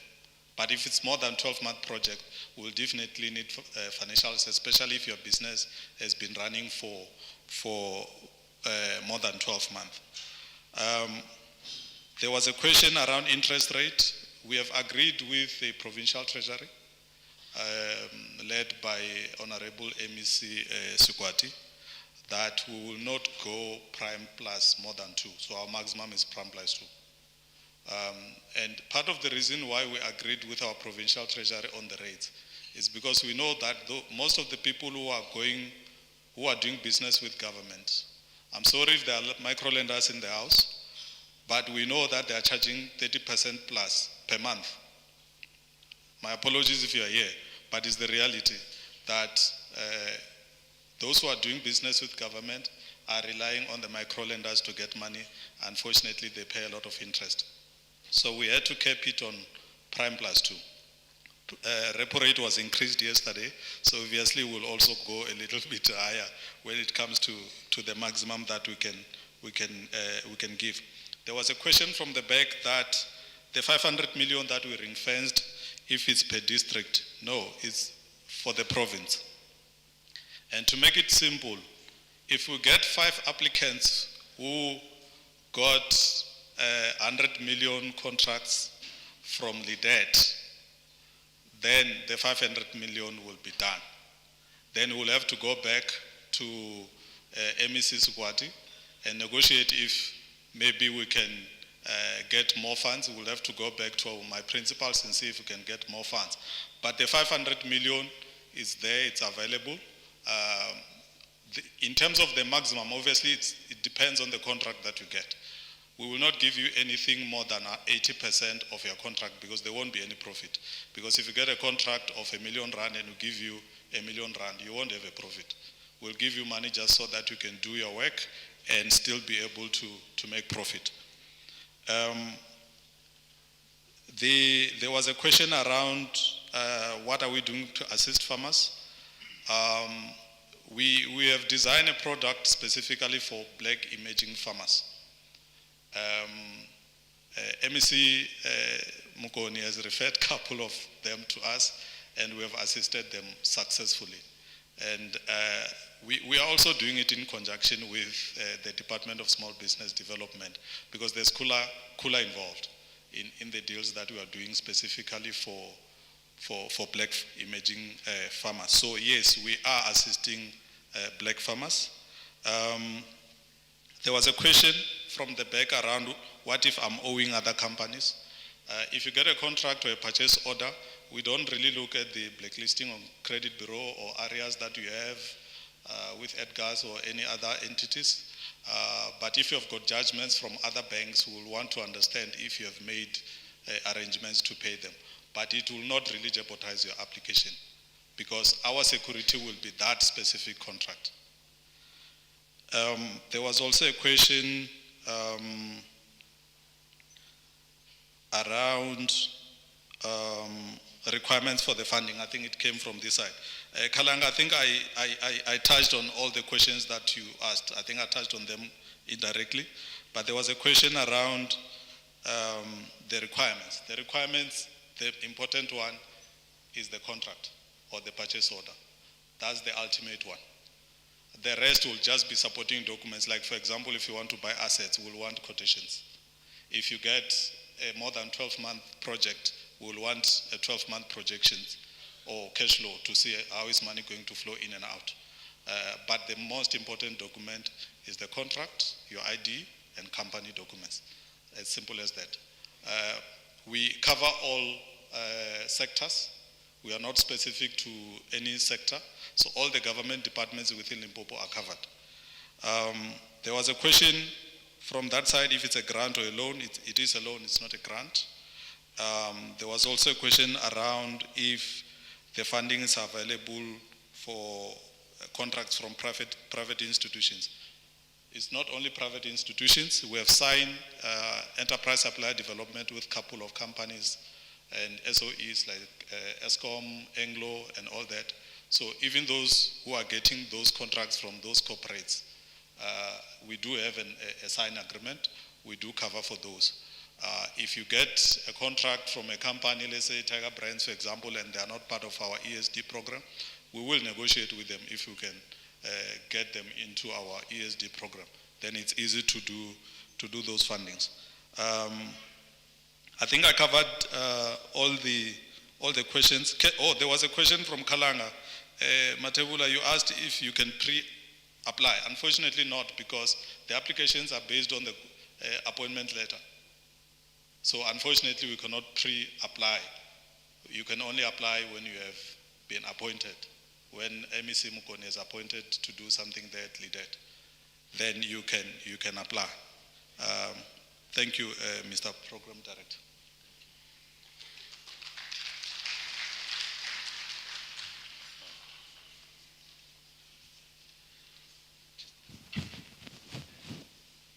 Yeah, if you could just give the details now. All right, very short one. My email, for those who want it. I will give it to you now. LITHA dot KUTTA at tigerbrands with an S at the end .com. But I'm still gonna be around if you haven't had a chance to say, but I'll repeat it again. LITHA dot KUTTA at tigerbrands.com. That's my email. Thanks.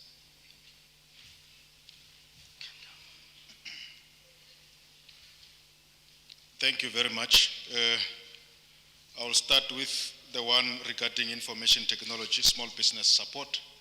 We are creating what we call a digital hub, and the purpose or the aim is to provide an opportunity for you programmers to come and play and ultimately develop digital solutions for socio-economic problems.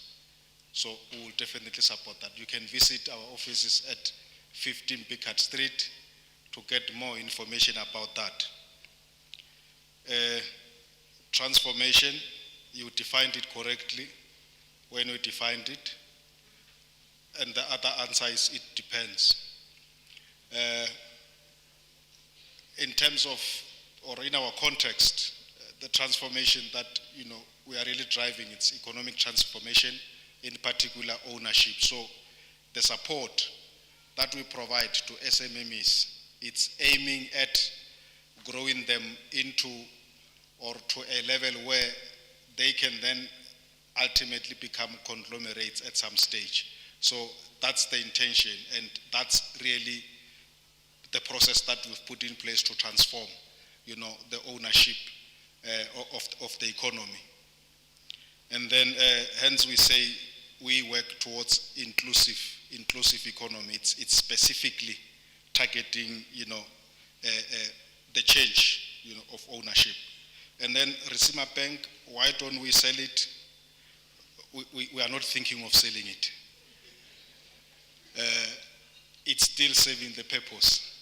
Risima serves the market that my colleague here doesn't serve, though we also serve the market that he serves. So it's still doing the purpose. But if you really need a bank, you can come to our offices and let's discuss that and see how we can support each other so that you ultimately, can create a bank. And then in terms of the plumbers, when you have a job, you definitely can come to our offices to to get the seed fund so that you can carry out that job, you can come to our offices at 6 Platinum Street. You will get assistance there. And then in terms of the abattoir and supply, 1-day-old chicks, I can confirm that the abattoir that we have, that we own, which is in Liwahom, it's about to open. We are already far in terms of opening that. Now, what we acknowledge and what we are really saying is that the supply of day-old chicks is in short because the abattoir is going to slaughter 20,000 birds per day. So there should be 20,000 supplied on a daily basis, and therefore every day there should be some input to the broiler farmers, for those day-old chicks. So please also, visit our offices so that you can get details of that, and we can link you up with the operator so that you can at least get into the value chain for supplying the day-old chicks. You can visit our offices in any municipality. In almost all municipalities, we do have a representative, but you can also, visit or call our own office in Liwahom. We'll also leave our numbers here so that you are able to get linked into that value chain. In terms of land availability, there was a question about leader helping on land availability. I think, let's refer you to a local municipality. You can definitely get help there in terms of what land is available and so on. And then receiver loans, supply of bricks and building material. Well, we do not ourselves choose and go and buy material. We simply supply a building loan, and then the builder who's appointed by the owner or the person who is looking for that loan will source material according to how they agree and so on. But the advice then that we can give in that regard is, because you are talking about building material, it means you are competing with all other people who are selling building material, manufacturing them. So you need to have a better product. You can also visit our office at Platinum Street, 6 Platinum Street, so that we can look at the efficiencies in your production and so on, so that ultimately, at the end of the day, your product is competitive in both quality and price, so that you can be ahead of your competitors, and then you will be able to get more on your sales. And then how to get help so that you can get buyers from bigger supermarkets. Also on this one, it's support. We do that. So I would urge that you visit our office at number 6 Platinum Street, so that we can engage more and look particularly into your product and so on.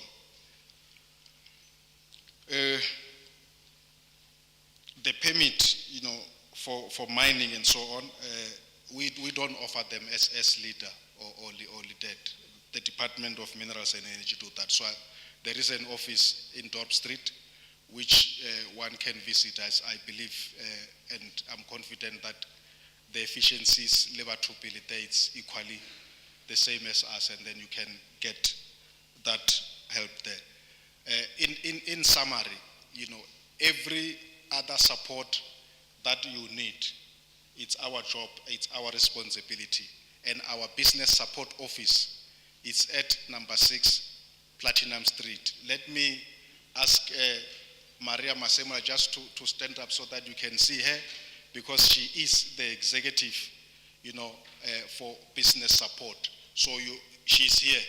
And then when you get to number 6 Platinum Street, ask for Maria Masemola. She will give you the right person to help you. Thank you very much. Thank you. nizwile, she will give you the right person to assist you. Ungafike bese uthi, no, I want to see you, I don't want anyone else. She will definitely direct. There is a big question, I'm told, Minister, on Facebook that says, when are we coming to KZN? And I want to say that my home province, if you are hearing us, you are next. We will be coming definitely. You are the last one, the last province that will be doing. Thank you. We'll hear from NEF and then we'll close the panel. Thanks, Program Director.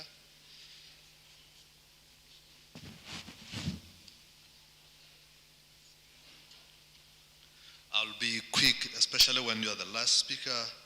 In the interest of time, I actually noticed that my colleagues' offices are opened, and one colleague from the floor raised the question that when are we opening our offices as well in terms of the NEF. But just to give context, our offices had always been opened, accessible for our clients pre-COVID. The difficulties had been posed because of COVID, but I think we are at the end of the phase of declaring the offices fully accessible. Soon that publication will be made known so that everyone who is our client is able to access our offices freely. But the offices remain as 43 Bickard Street.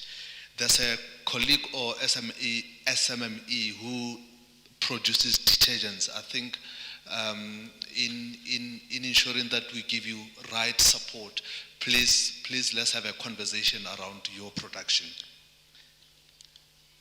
In terms of statistics, the NEF to date have funded 1-2 billion rands, made up of over 1,300 SMMEs across the country. For the record, our head office is in Sandton in Johannesburg, and we have office representation in every province, and including the KZN colleague behind me. So statistically, we have funded over 12 billion rands. And regionally, we are over 200 million because our office is not that really old. I will take advantage and piggyback on my colleague from LEADER in respect of the abattoir. The abattoir, the infrastructure is 100% correct, is owned by LEADER, and in respect of the entire space is owned by LEADER. Luckily, because we work together as the colleagues, the NEF is the one that is facilitating the operations from operator point of view. So the model is a backward integration and forward integration. What that means is the focal point is going to be to support black suppliers, starting with black suppliers that are in the space of producing fertile eggs. That will go into the hatchery, which is part of this model. That is also black owned, but again is the infrastructure that is owned by LEADER.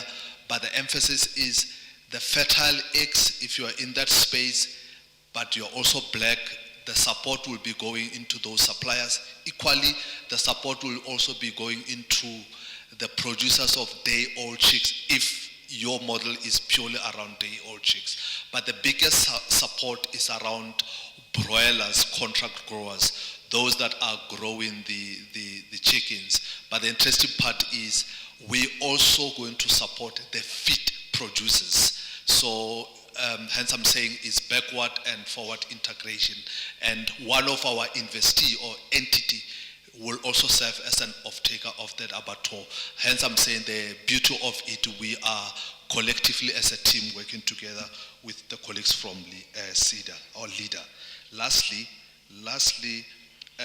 there's a gentleman that asked a question around service in respect of IT. Actually, for the record, the NEF support both production and service. For instance, we would have supported SMMEs that do films. We would have supported SMMEs that provide legal services, or they even provide what they call corporate finance services. So if you are in IT or you are in programming, all that we are funding is the viability of the service that you provide. So you are more than welcome to engage us, and we'll review or look into your business plan. Thank you. Right. Thank you very much. You want to do your work now? It's fine. I think there's enough spray here to last us for the whole night. But you've been doing a great job. I think we've come to the end of this part of the program, which is the partnership dialogue. We brought you the private sector colleagues, and I think they did a great job in responding to each and every question in detail, which I believe serves the purpose of why we're here. I want you to firstly give yourselves as you ask the relevant questions. I can definitely put you on the lead with only KZN to go. So I would say that we're sitting at 80% correct. There were one or two questions that were not relevant to the panel, but at 80% followed by Western Cape at 30% is a huge lead. So Inshayeni is under Enkulu. And thank you for being a great audience and great SMMEs, and listen to me directing this part. And we hope we gave you the information that you are looking for, and you are empowered. And as you leave, you will know what to do, where to get money, and how to work with Tiger Brands. To the panelists, or to my panel here, thank you very much for your time, for coming here, to honor this event, and on a Friday to leave your family to be with us here as we continue to empower our SMMEs in the country. As they go back to their tables. Baba, my job is done. Thank you very much.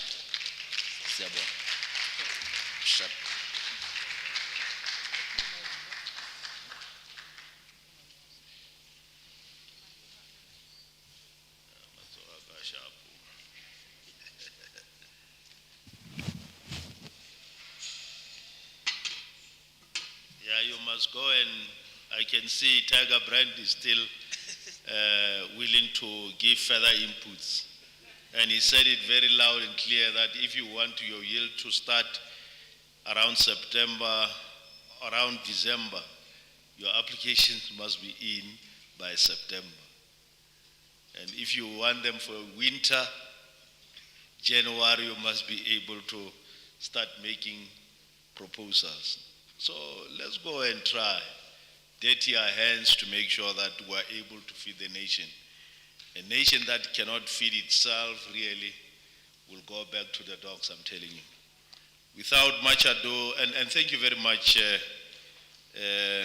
Babambata, for the good work that you have done with the team that you were actually working with.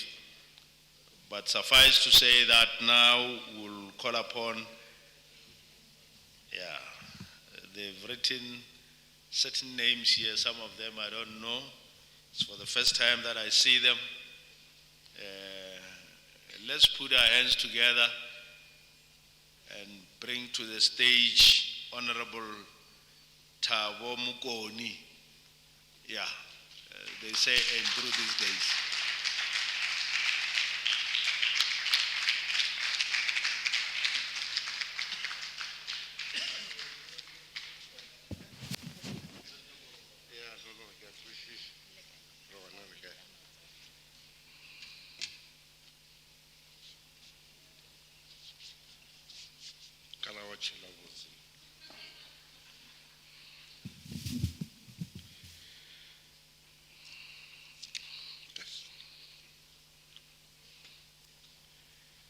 Program Director, Tate Calvin Masuga,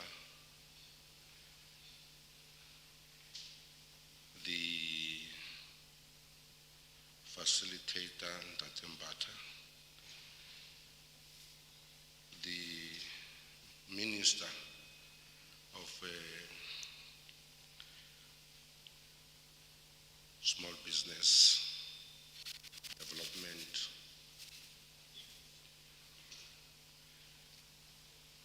Mr. Ndabeni Abrams, the Mayor of Lepellenkumbi, Miriam Mulala, the MMC for Sports, the MMC for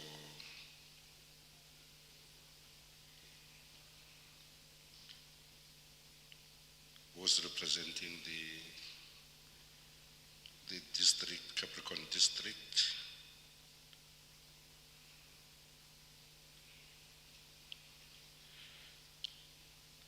The president of the Chamber of Business, Mr. Albert Njeleni, Limpopo Provincial Head, SIDA, Mr. Koens Labert, LTA Acting, Limpopo Tourism Agency, Acting CEO, Mr. Ngoveni, Leader COO, Mr. Mokaba, the representative of APSA, Mr. Chivasa.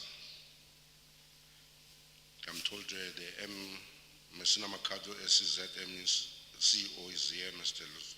Litolo Masuka, National Empowerment Fund, Mr. Ishmael Mogoboya,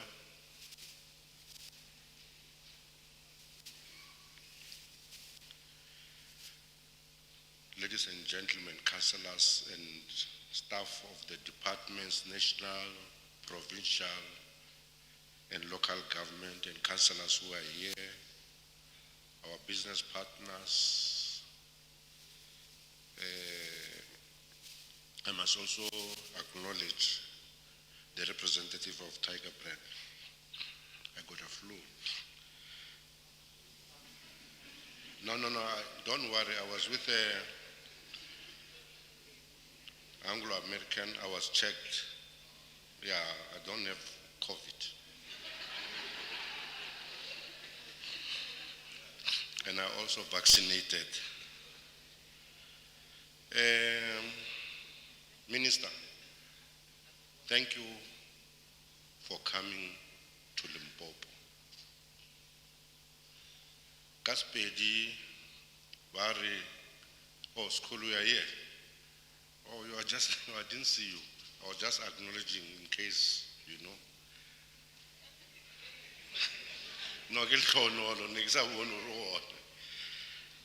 I was saying, Gaspedi, Barry, Papa, itlakagaye, tlala u.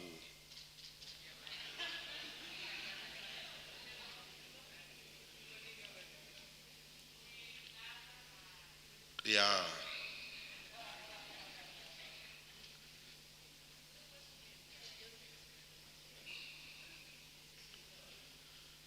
No, abare muyeng itlaka. Bare ka muyeng itlaka gae, re je ka wena.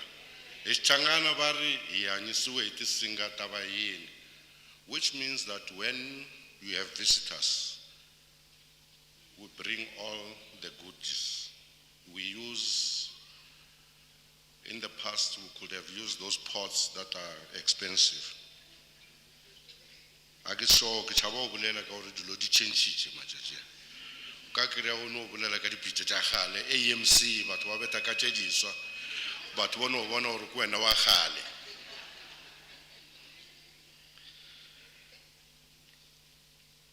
I'm happy that it's Friday today and we are full to capacity.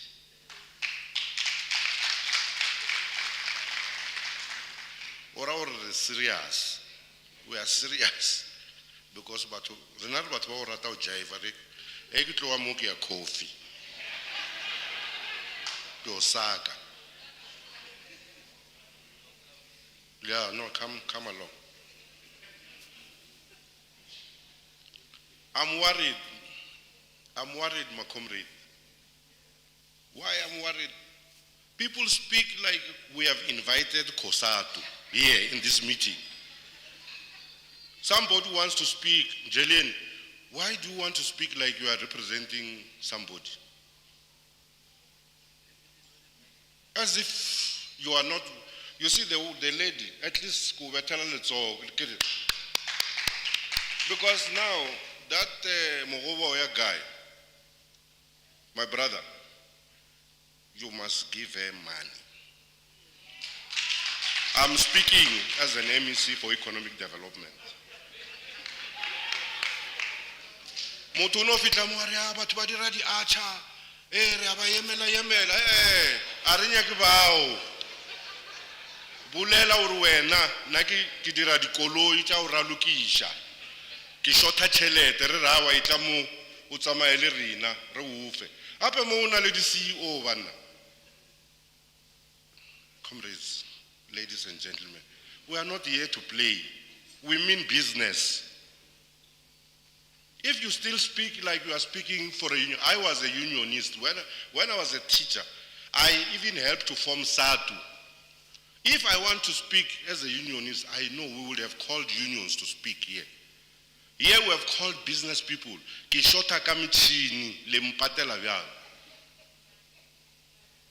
We have brought APSA, 500 million. We have signed a contract with them. They say they will help you. How does it want you?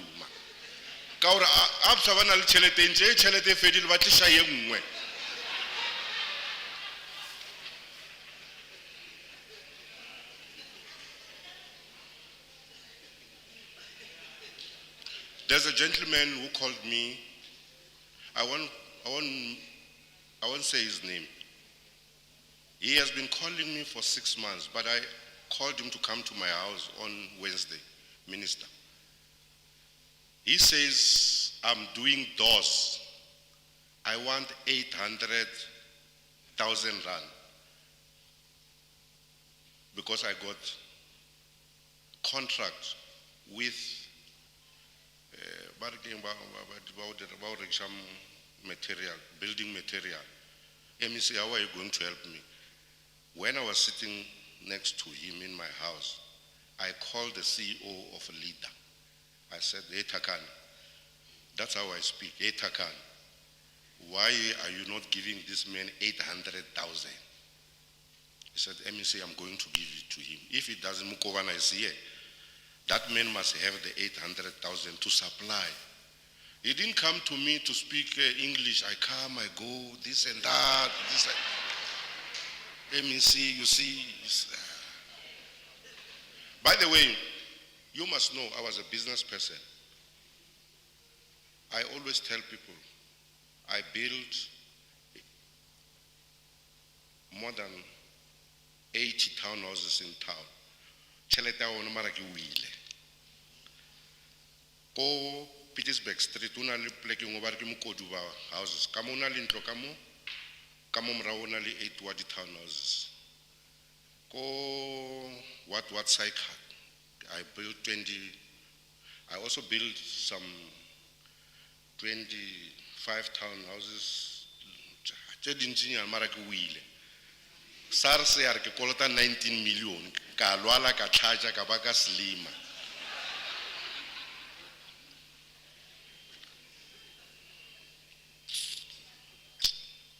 I'm telling you these stories because business has need papa in place. When you are statutory, you not deal with your statutory obligation. Government will not help you. I'm trying to answer some of the questions which are asked here. So, mutwa wana unotswa fro, uru no. EIA. Government would really EIA. You know, today I was in Mankweng. I met a gentleman. I was in a Lichima campaign, ANC. I met a young man who MEC, your department, but you go refer EIA. I said to Salome, that gentleman by Monday must have they must assist him to get his EIA. It's our responsibility.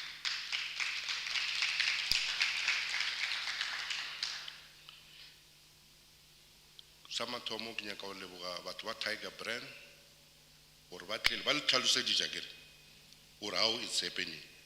The future is in food and agro-processing. In 1994, when we came to government, we were 25 million. Today, we are 60 million. In 2063, we think we'll be more than 100 million. The world today is 7 billion people. It is projected that in 2040, 2050, the world will be at 10 billion. So what it means people who are in food industry will be the one who will make it.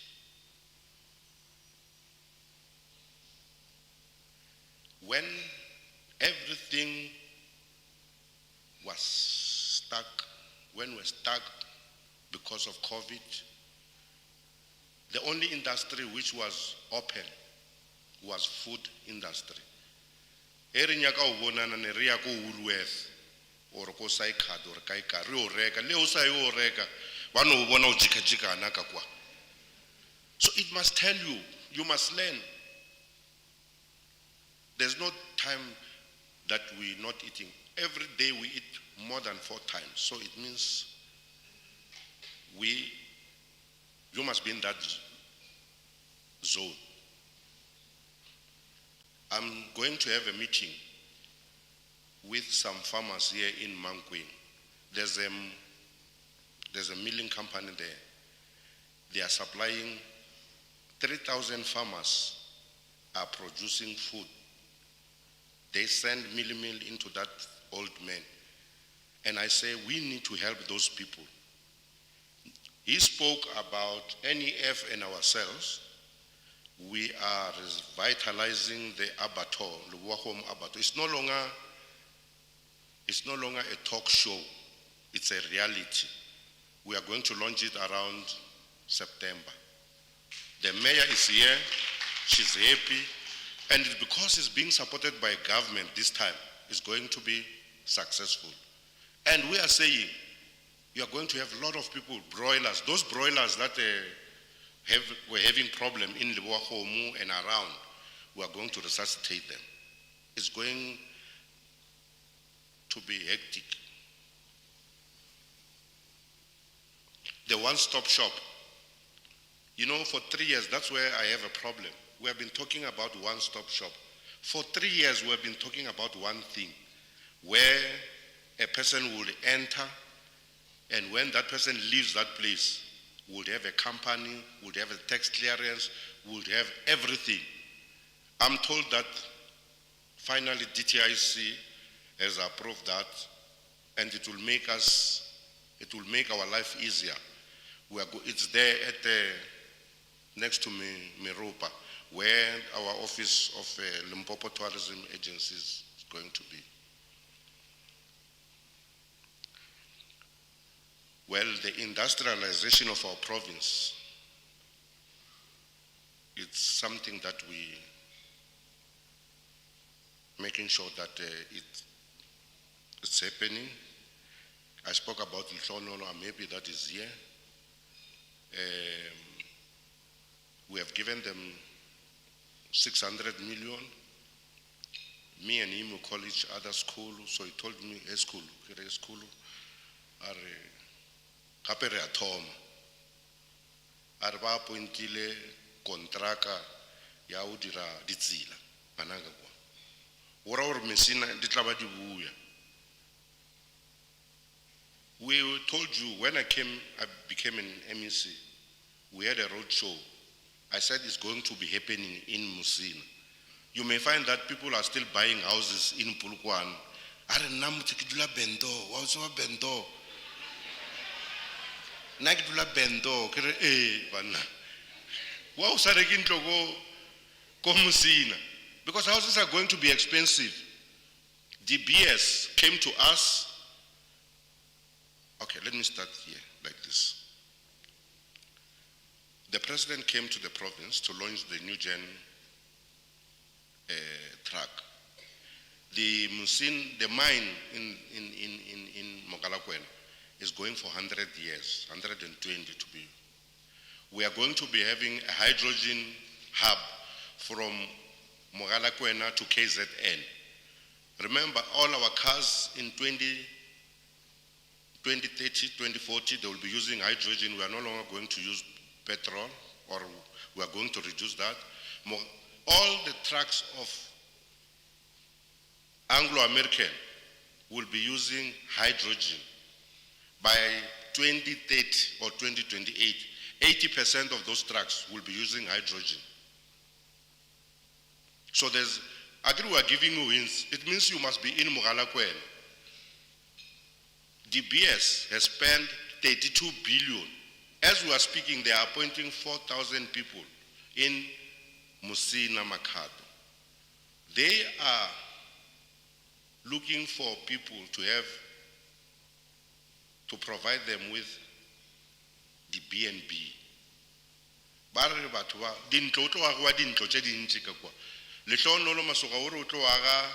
Smart city.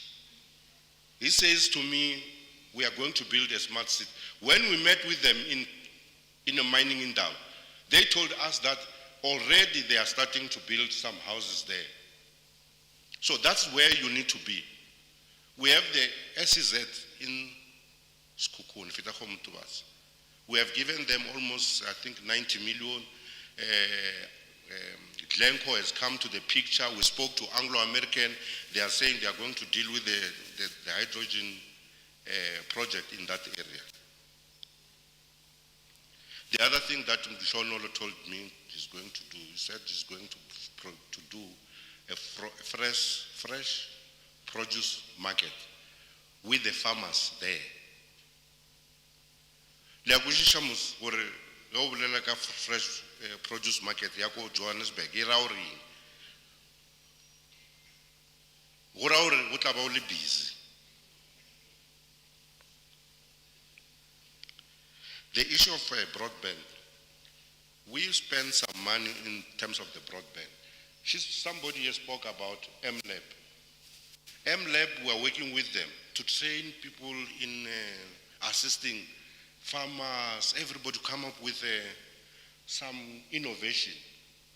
When I asked Blodu, what are you doing with this thing? So we are doing a lot of things. The minister was saying, but why are we not speaking about these issues? There are a lot of things that are happening. The president, if you listen to the president yesterday, he says,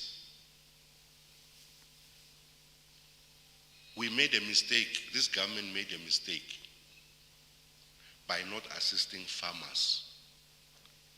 During COVID, they've given assistance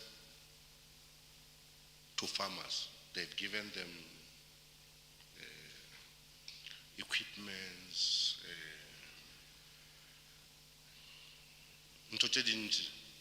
and they performed. So it's the president. Remember, when the president speaks, it's like a law. He says, we must assist farmers.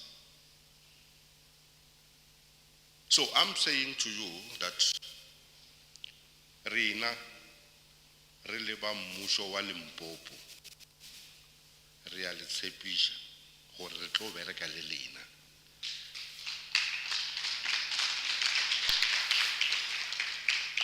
Ge Mogoboya a re no MEC Mkoni ke a mo tseba a so re ntseba gore o mpona strategy ke bile le meeting le bona SIDA SIFA SIDA leader and everybody to say what are we actually doing to assist our people. We have agreed that we are going to have a follow-up meeting so that when we have that value chain, you mustn't go to leader. Ba re fila form. O ya go SIDA ba re fila form. uya Standard Bank or ABSA or kai ba re fill up form A1. Mara it's a waste of time, isn't it?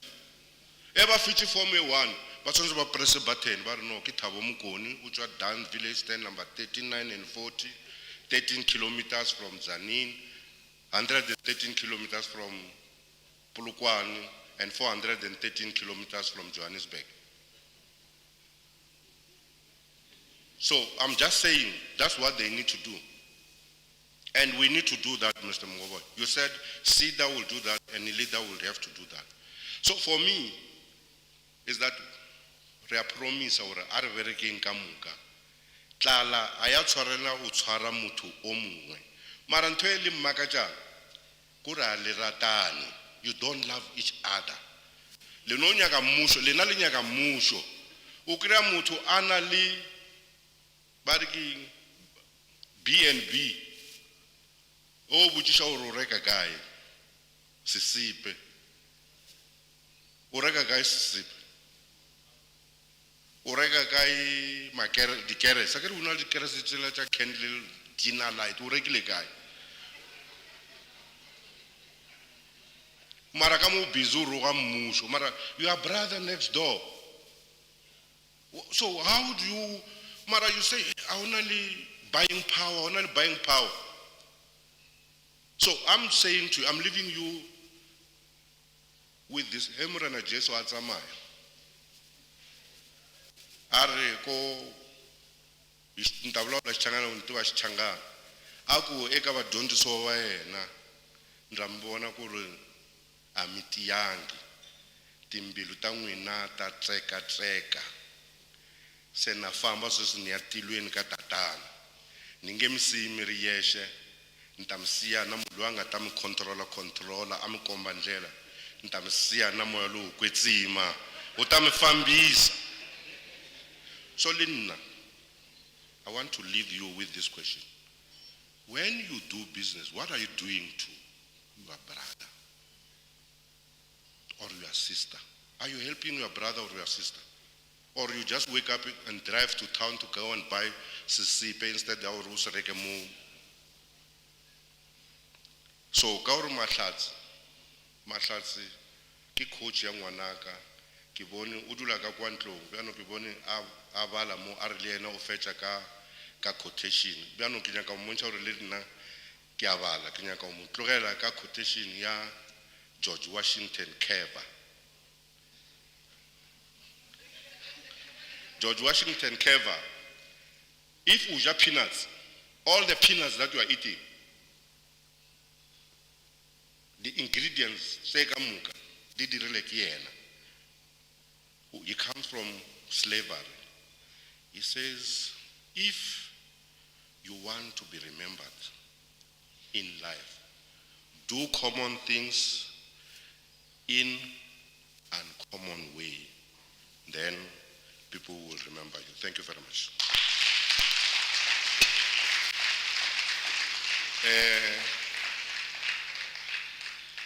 Merako mwaka ku tsibisha speaker ra salichachi muthu a re tlisitse mu. The minister says she has been to 8 provinces or 7. This is the 8th province.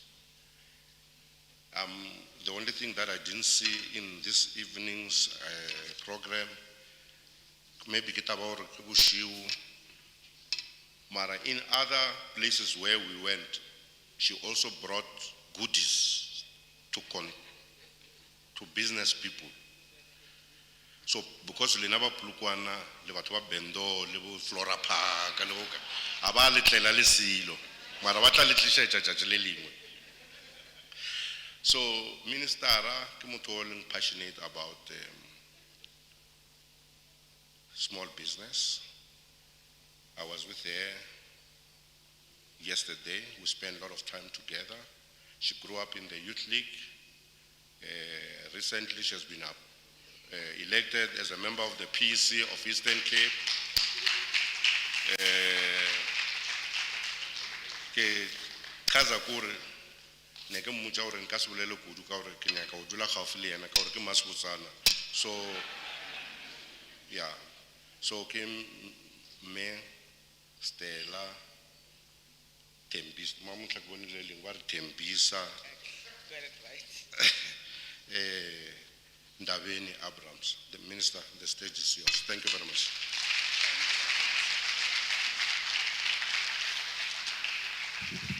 Thank you so much, MSC, my comrade and brother.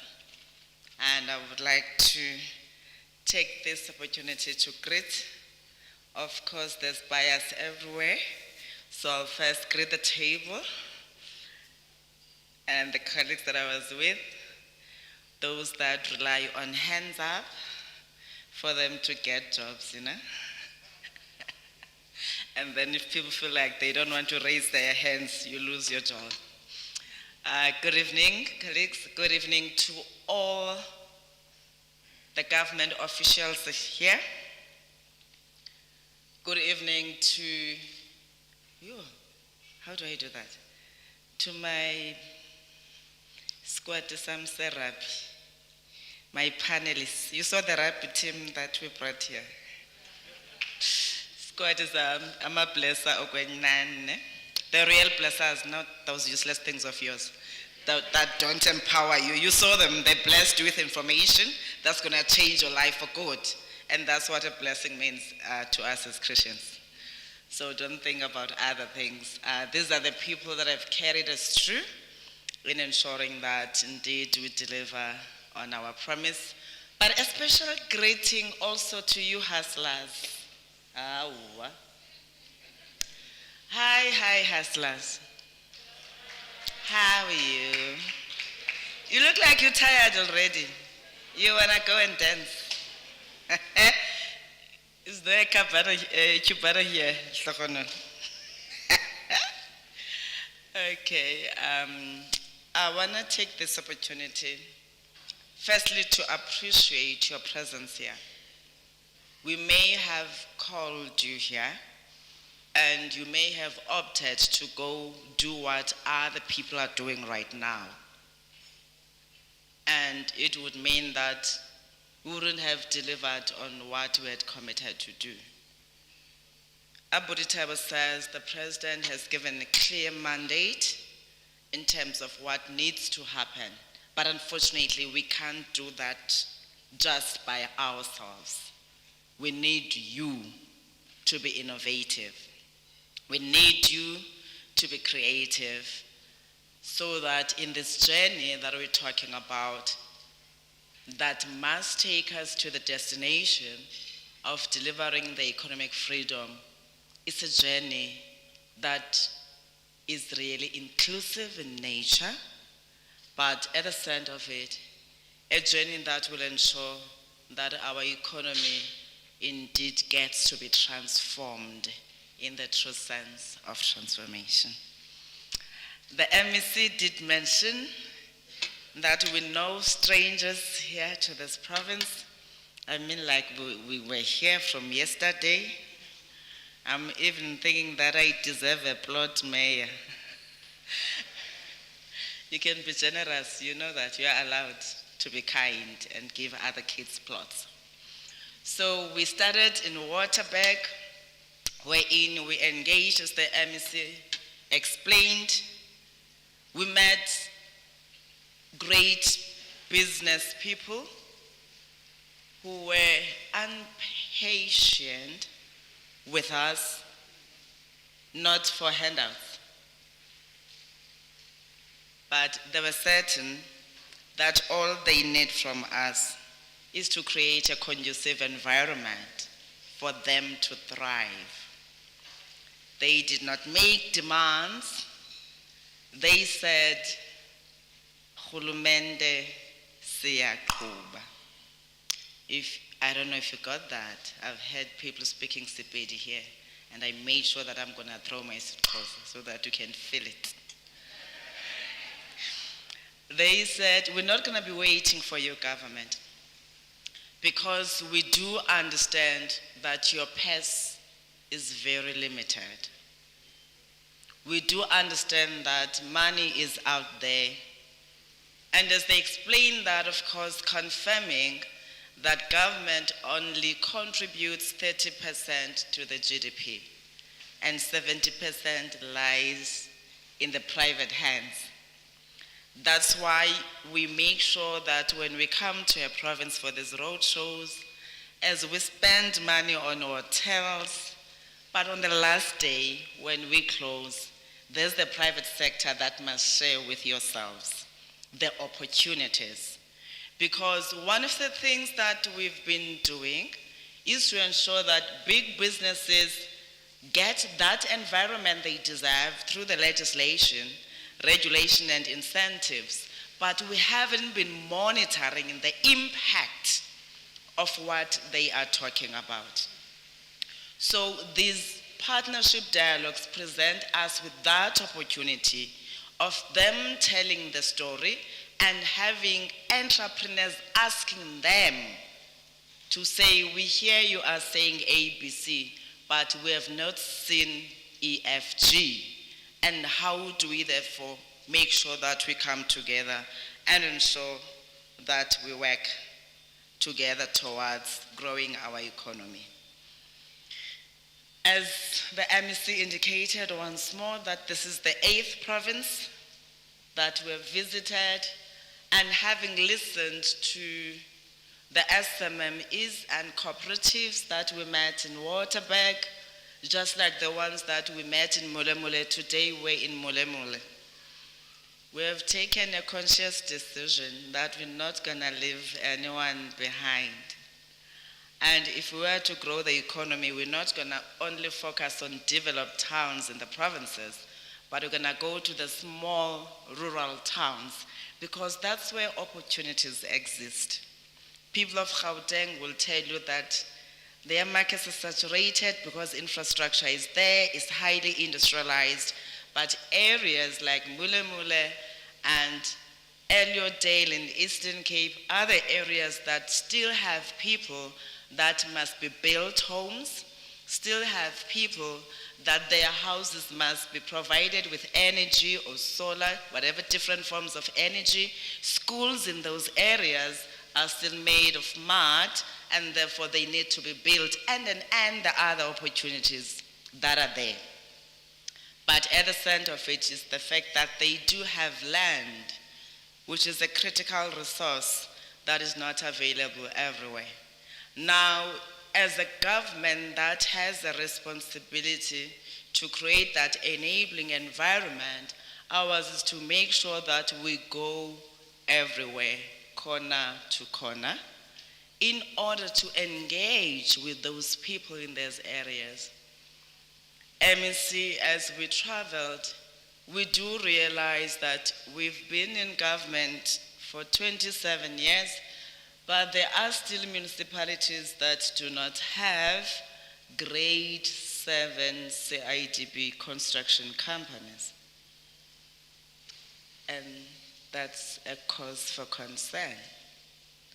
When we given 5 years with a clear mandate from the National Development Plan that we need to grow or create 11 million jobs by 2030, and 9 million of those must come from small businesses.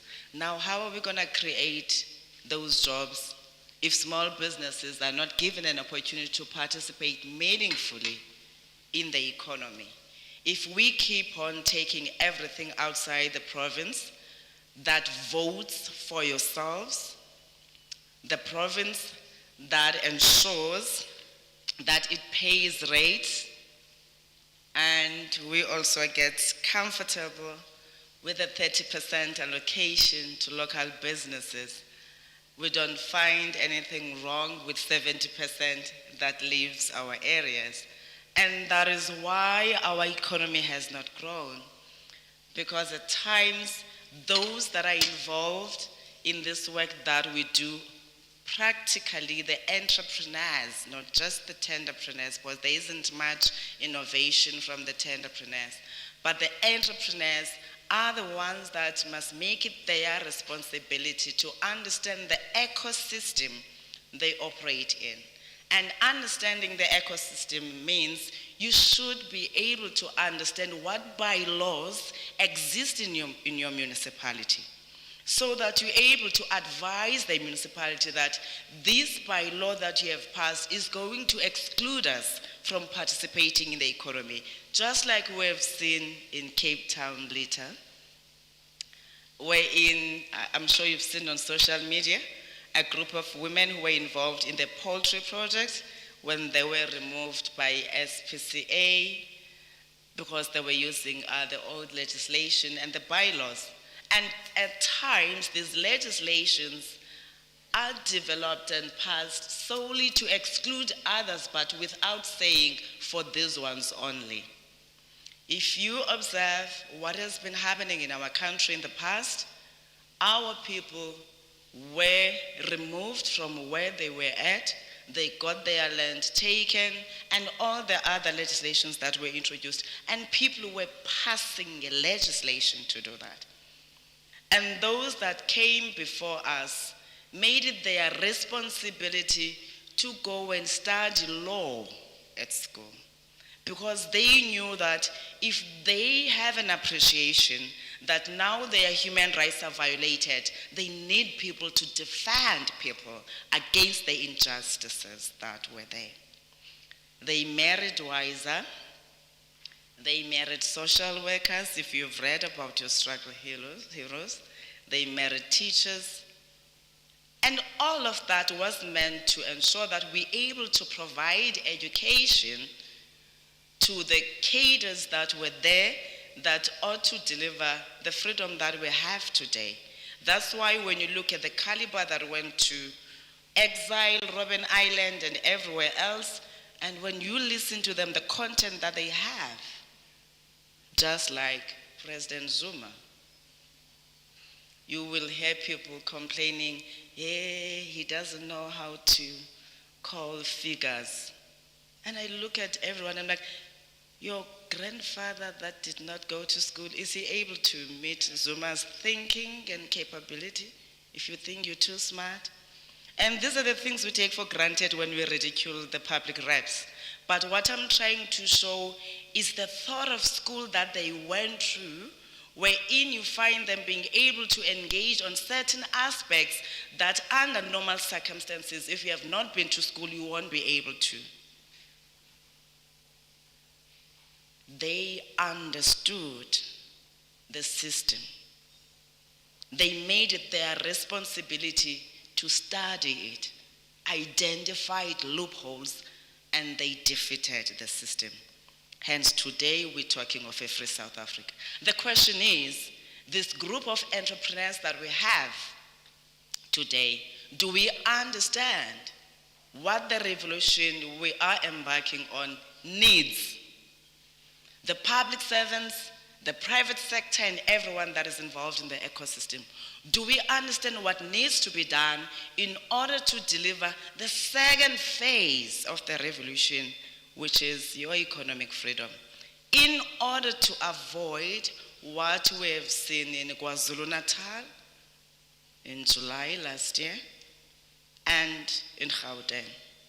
Because people will rise against us, fellow comrades, if we do not do justice to them whilst they continue to entrust us with bettering their lives.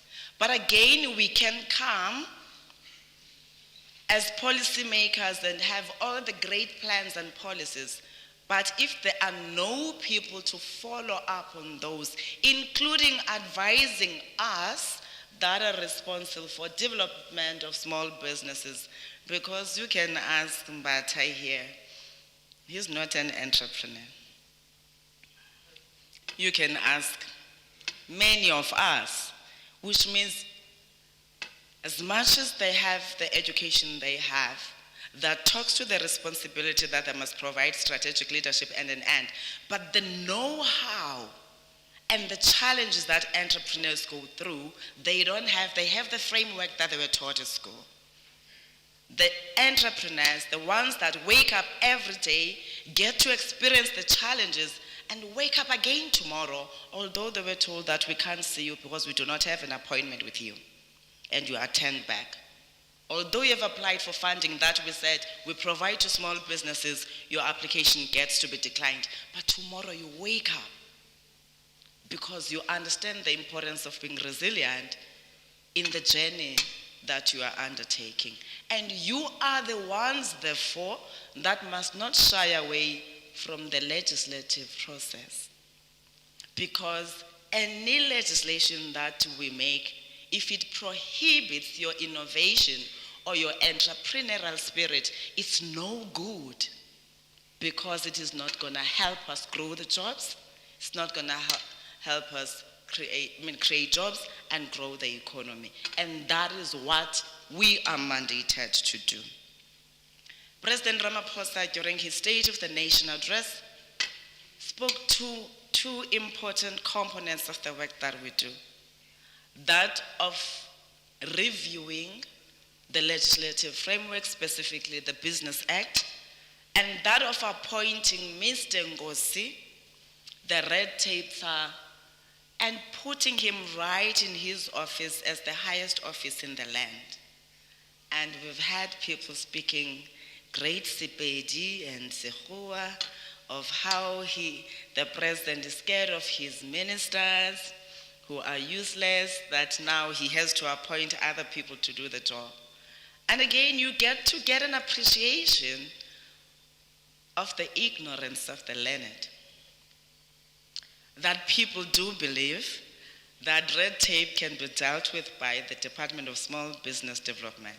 Whilst we have sat here and listened to entrepreneurs that are talking about land, that are talking about other things, access to funding, access to markets, the red tapes that are there, which tells you that the work that we do is broader than us. Our responsibility is to ensure that we really promote the integration and coordination of development of small businesses, which is why we can't do this work by ourselves. The first thing to do, if you understand that, is to do what we decided to do. To say, let's go on the ground. Because we have also, as we engage with different stakeholders, realized that there's misalignment in the local economic development strategies, the provincial growth and development strategies, and the interventions that you are making, be it as the private sector or ourselves as government.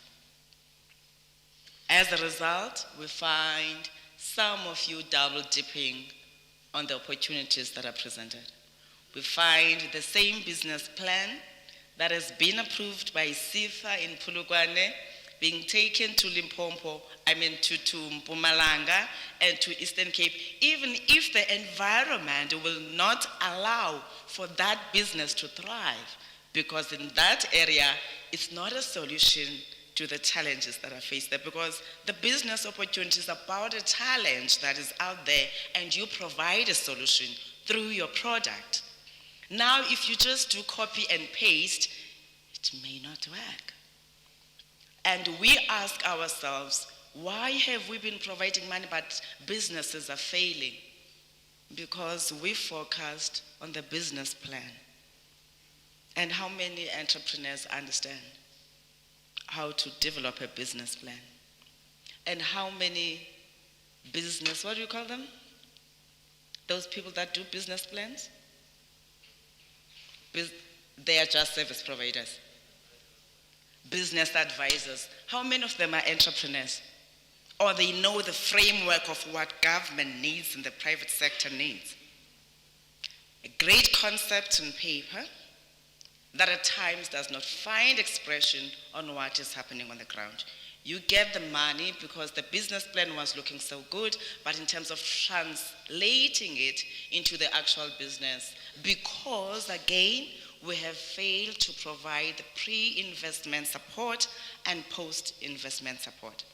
These are the things that we're learning as we go, because we're trying to understand how possible that we really have excluded so many people to a point that by 2022, we're sitting at 13 million unemployed people. Remember I said the NDP says by 2030, 11 million. That's what they envisaged. Now, if we don't change the tactics in 2022, it tells you that by 2030 we'll have 50 million people or 25 million people unemployed, and we can't afford to have that. That's why we said, let's go and find out what are the challenges. But at the center of that, make sure that we get all these plans to be aligned to each other so that when we develop products as SIFA, as CEDA, as ABSA, as Tiger Brands, products that must appeal to SMMEs, they are responsive to what the market requires. I love that breakdown of your meal.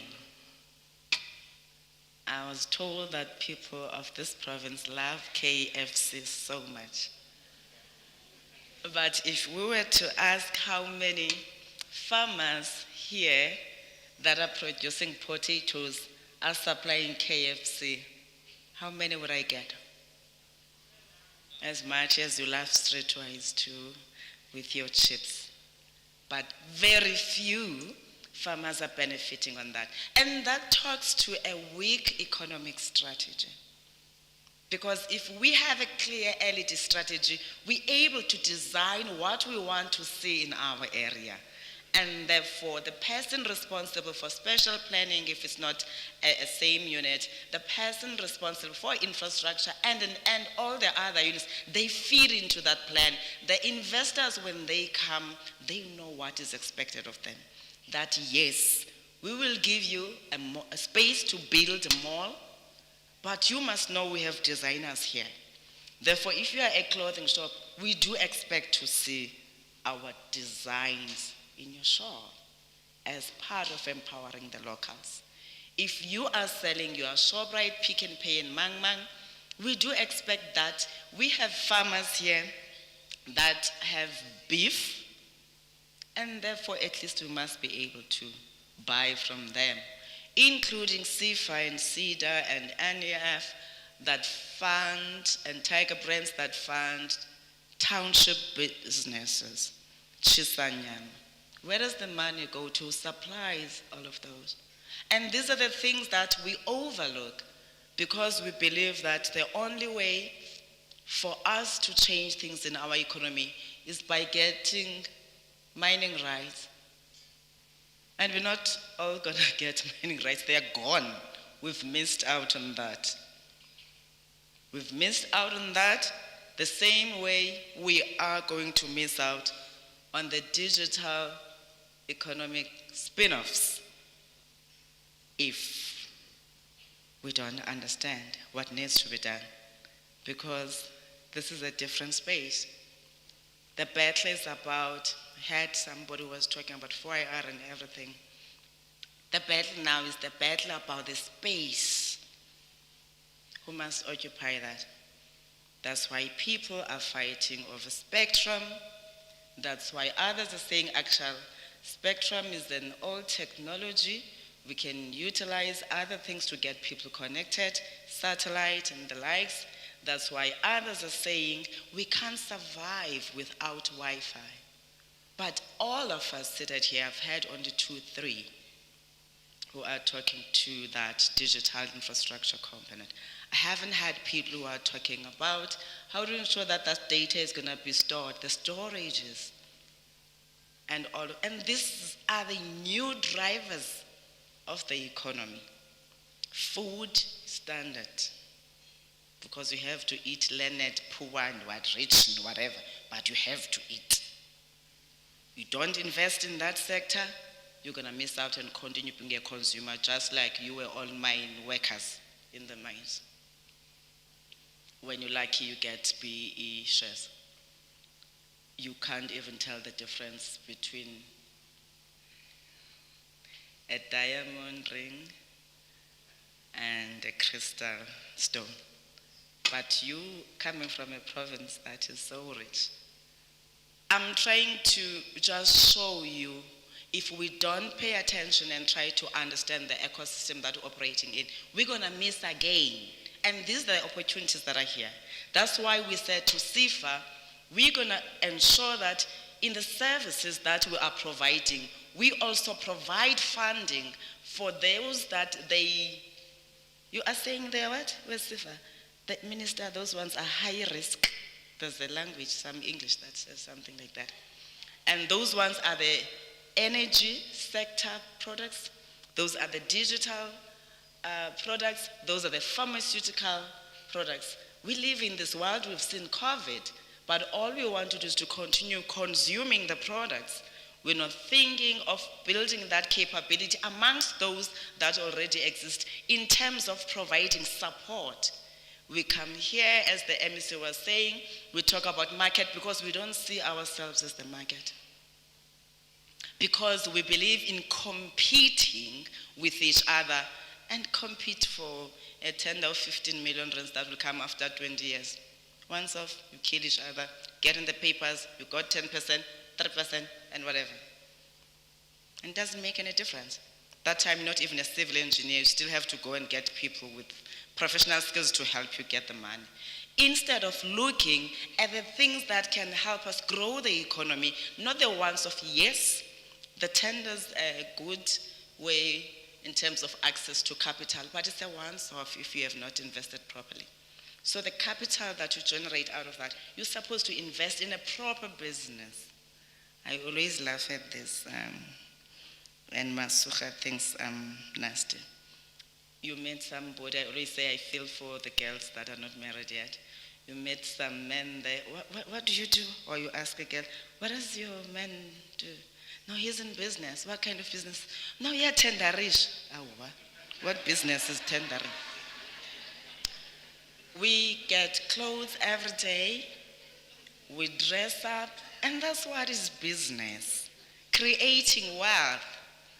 I tell people all the time that, you know, when I was removed from communications, I was a bit like, shoo. You know, I've won that title, your communications. I fell in love with it. But the more I get to understand the sector, I'm like, how still? You know, you are the one that must deliver economic freedom. But for you to do that, you need other people in the ecosystem that must work with you, because just like those that deliver the political freedom, you can't do it alone. And this is one thing that we need to learn as small businesses. Lita was talking about opportunities that are there in the farming space, but he's talking about grouping yourselves. Because if you are to provide milk to, what are the companies that sell yogurt? Clover, Danan, and whatever, because every child, when they go to preschool, they have yogurt. I don't know who gave you that menu. But everybody, or if they want, what's the cereal? Rice Krispies and all of that. There's milk.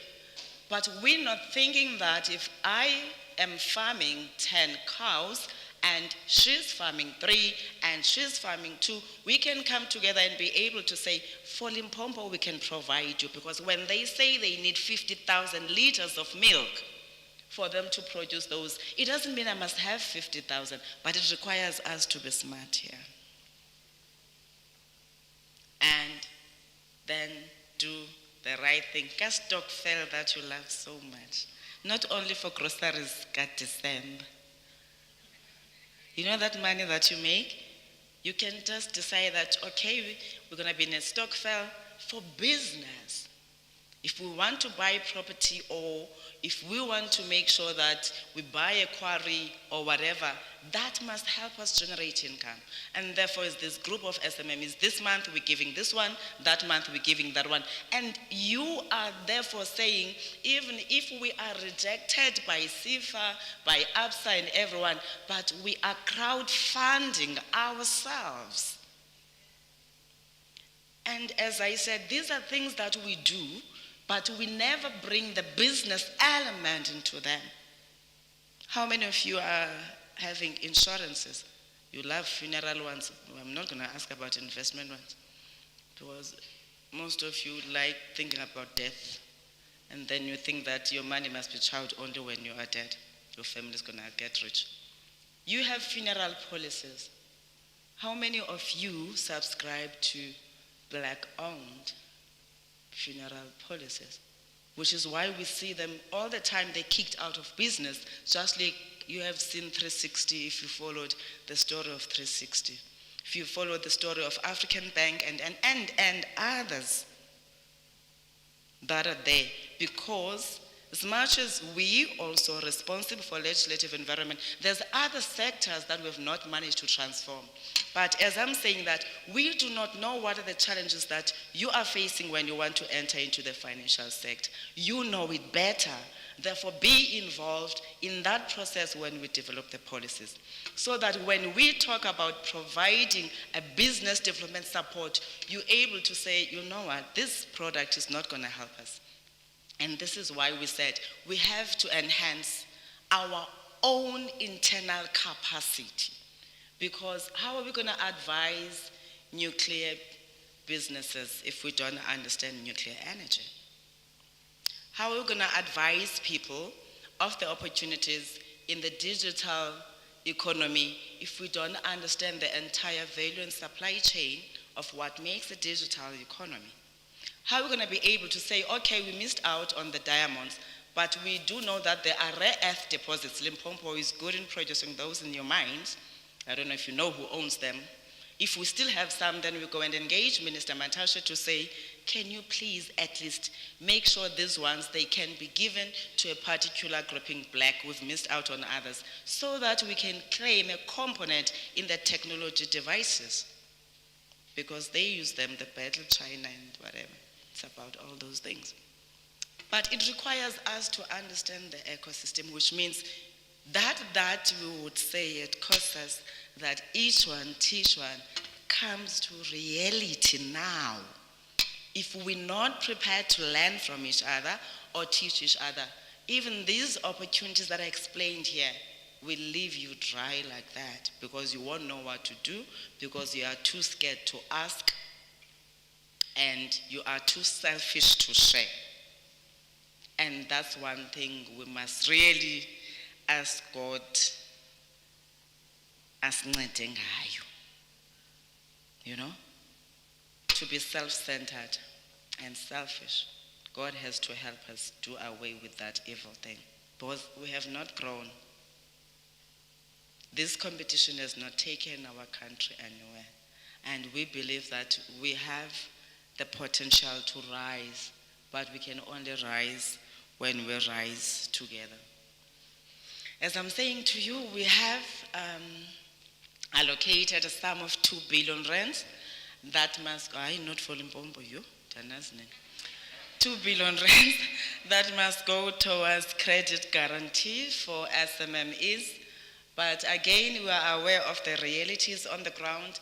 Most of our funding, whether you go to NEF and others here, it goes to Gauteng, it goes to the Western Cape, it goes to eThekwini. And again, taking you back to July incident, when those areas were hit by the protest, the entire economy shrinked. And that is supposed to teach us that if we continue to have markets that are concentrated in particular areas, we stand a chance of losing everything. Therefore, there's a need for us to develop the areas that are not developed if we want to protect our economy. Therefore, out of those 2 billion rands, we said, we're going to make sure that each province does not get less than 200, but for the rural provinces, it has to be above. Now, if you know how to do your calculations, you can divide that. But we are looking at Western Cape and Gauteng. As I said, they are already beneficiaries of majority of those programs. We then said there's a need to respond to the high unemployment rate of young people. Because we don't only believe that young people are the future of the country because we think their future is tomorrow. We know that it must be built today. You prepare them now to be the future, because just like your children, that when you die leaving that life cover policy and you say they must inherit 2 million rands whilst they've never carried 20,000, what do you think is going to happen? So you better prepare them now they can't be ready to deal with 2 million rands at death. So the same thing, we then said, let's respond to it and therefore create a fund for them, the Youth Challenge Fund. We've then put 695 million for youth-owned businesses. Of course, I'm talking about special funds that have the grant element and the loan element. And if it's a loan, make sure that you pay back. Please, I'm pleading with you. Pay back. If you can pay back, because we do understand that at times businesses don't perform well, but alert SIFA on time and make payment arrangements. We've also told them that their responsibility is to provide funding, not to destroy small businesses. And part of that is to focus on the developmental aspect of the funding and the requirements that goes with that. Because if we're going to want to compete with ABSA, it means we will never change the status quo in this country. The reason we established DFIs is for a particular mandate, not only to address the imbalances of the past, but also to make sure that there's the developmental agenda that is driven. Now, if you have people who do not have the developmental thinking, then you see that in the output that they give. They will reject you because you did not provide the ID that is certified. And no normal person that works for a developmental organization can reject you for that. All they can do is to call you. So we've all agreed that if we are declining your application, we have to give you reasons. We are declining your application because you have not met 1, 2, 3. So that you can be able to take that and go to CEDA and other partners that are working on business development to help you address the 1, 2, 3 that SIFA and others are declining you for. Ours is not to reject people, but it's to give them fund, and that's what the development is about. So we've agreed, if people have a problem with that, they must feel free to go and open their companies or apply for jobs somewhere else. But as the portfolio of small business development, we have a huge task, as I said, that of helping small businesses get access to funding. And my boss made it clear that that's a non-negotiable. Here, I don't want to lose my job. So you better work with us. So these ones that are getting paid to do that, they know very well, even though they are in PESAL, some of them, but there's the review of the performance. Otherwise, if the department is not working, it means it might as well be closed. But I don't think you want it closed, because we want to ensure that the small businesses continue to get the service. And this is what we must fight for. When we're not happy with the service that we're providing, make sure that we beat the drum until we hear, no matter how deaf we are. But we are bound to come down because, as I said, there's a clear target that is there.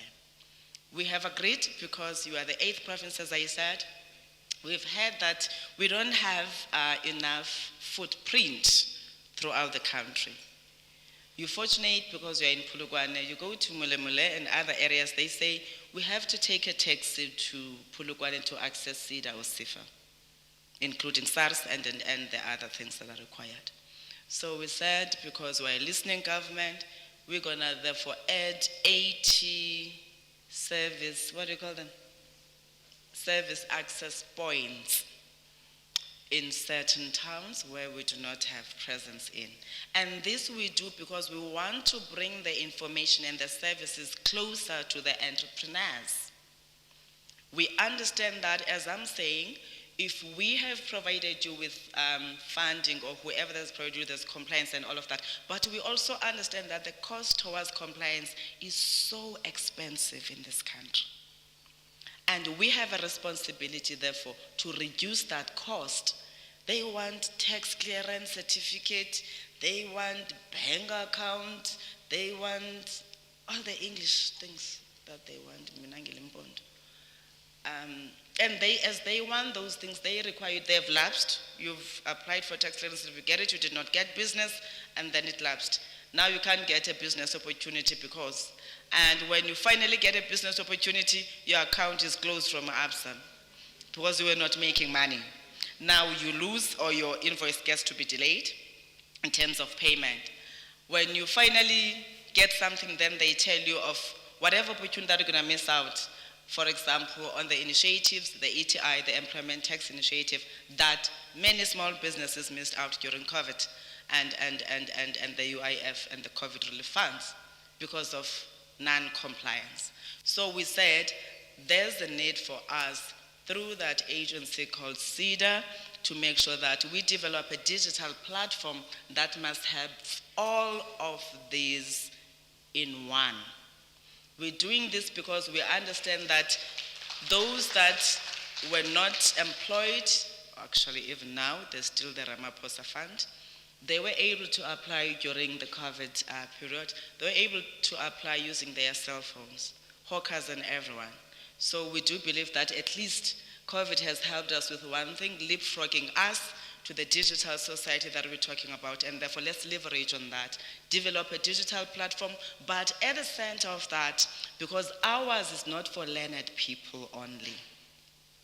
Entrepreneurs, they start from nowhere. The Microsoft products that we are using, Dropouts, Facebook, Steve Jobs, many people that have created so many things, They started from wherever they were sitting, they thought about it, they worked on it, which means others, those that are learned, they use the knowledge that they've acquired, but others, it's a God-given innovation, the entrepreneurial spirit that they were born with. Just like you will see a young man in a village taking wires and making a car. That's entrepreneurship, because it tells you that he can be an engineer, and that's what it means. But now, if we're going to use all this English, hey, they have big English here. I'm sure you've seen those that have applied for funding from SIF. If you've downloaded their forms, I'm sure you, I don't know, ABSA probably now, I have not checked, but there's too much English. It's like it's an economist talking to another one, or a business accountant talking to another one. They really forget about my mother who's selling fat cakes and wants to make money out of that. That does not understand English. So we said this platform, therefore, must be language conscious. It has to use artificial intelligence, what you call AI, in order to adapt to a local language. So we are expecting them, those that are responsible with whatever that they do, to make sure that they give us that product. Then in that platform, we will have SARS, as I've said, Home Affairs, Labor, Police, the municipalities, because we want people registered. In other provinces, something that we've had is that I think there's a speaker who made reference to some industries that are dominated by foreign nationals. I don't think that the focus will be on foreign nationals, but whether they are legal or illegal. That's the important thing. That's why we want to encourage everyone to know that they must be compliant, so that when you trade legally, so that the game is fair. Then legally means you are in the country the right way. If you don't belong here, you are respecting that we must pay for permits. But as much as we've had this, we went to Free State. We asked a question when they were all complaining. If you are saying they are illegal and they are trading illegally, whose properties are they using to sell? When we started talking about working with Home Affairs and others to enforce compliance and police, we met a group of property owners that complained that these people are renting from their businesses. Now we don't know what to take to the chief. There's a village saying, "Ndisa eyiphi komkhulu." Because on the other side, property owners, South Africans, are saying we are making business.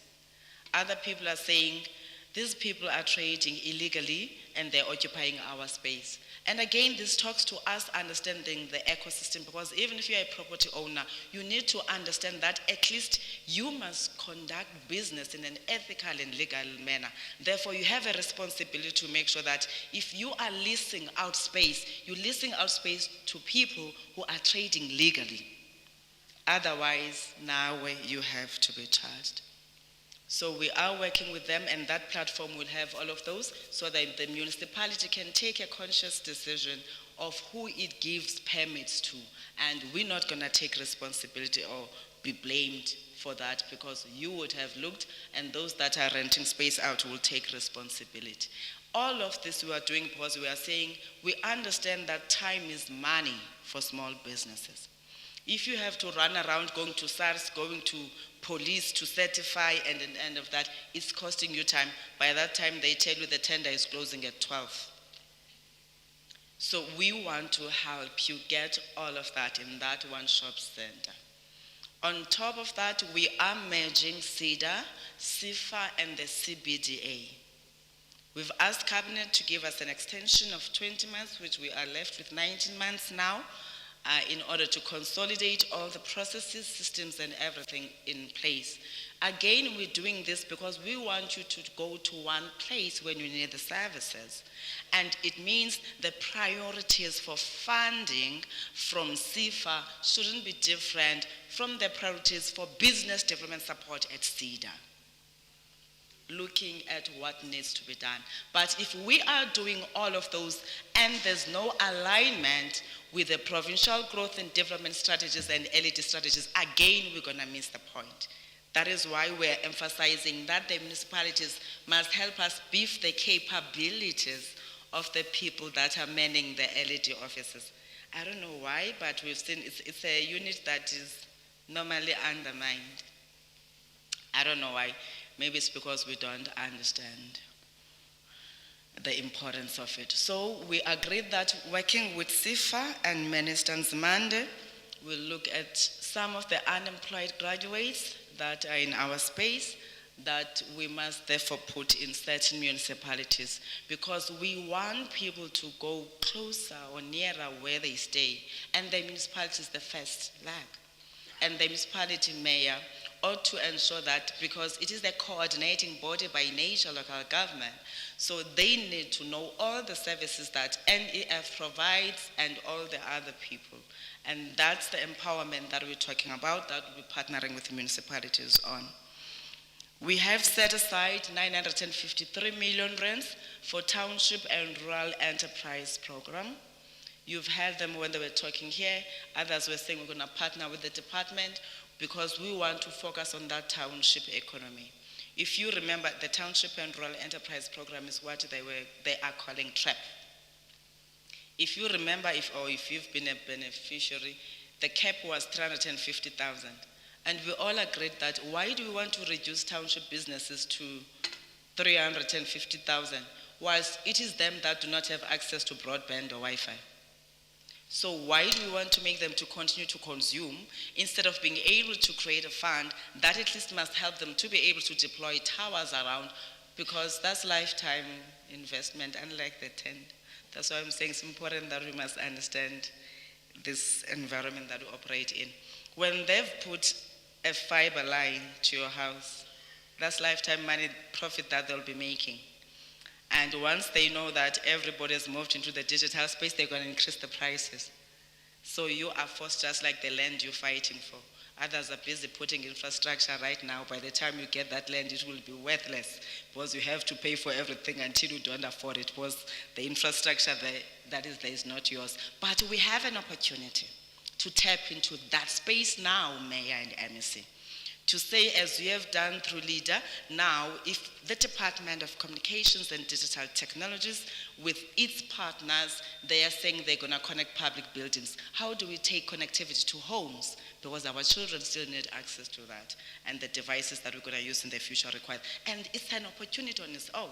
That requires different segments of the expertise and knowledge that is required.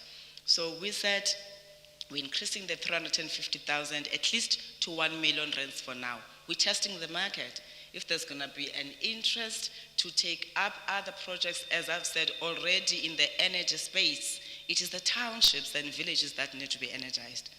Therefore, we want to give an opportunity to those small businesses in those areas. We are in a process of signing an MOU with the Minister of Basic Education in order to benefit the SMMEs in the build industry and those that are in carpentry, because there are school desks and chairs in school, they are building the schools. Again, here we've seen another discrimination that whilst we're growing up in our village, we have all these old men. I don't know why we have not seen women in the villages building houses. We have all these men that are building our homes, that have built our homes, but when it comes to a business opportunity, they are told that you must have ABCD, you don't qualify. And these are the people that have built schools long before government thought of building them. So we are saying we're going to work together in order to make sure that they are given RPL, the recognition, what is it? RPL, recognition prior learning. Yeah. So that they can get an opportunity when the schools are built in their areas. And then from our side, we provide them with the business skills and funding. Minister Angie Mutsecha has said she has a budget to build schools, so we're tapping into that. Now, that emphasis that I made earlier, that we need to work together, we won't know what skills SMMEs need. SMMEs have to reach out and identify. We've also agreed with Minister Nzimande that in order to address the challenge of unemployed graduates, we must also place some graduates against SMMEs. But some of the reasons why you're not compliant is because bookkeepers. You don't have the skills of accounting and others. And there's lots of bookkeeping skills that are required, all these receipts and everything. And then somebody mentioned that the law, Chivase, you did mention that the law requires you to have the audited financial statements. And as an entrepreneur, you did not think about those when you think about starting your initiative. So we said we're going to place the graduates against the SMMEs. Once that platform is finally developed, Minister Nzimande is also working on database of his unemployed graduates, both university and TVETs, because we need more artisans to drive the economic growth. And when we do that, therefore, we are able to help professionalize the service that is offered by the small businesses, whilst we are also helping them deal with the issue of compliance. And then we won't have anyone who says we can't source services from small businesses because they don't have capacity or they are non-compliant.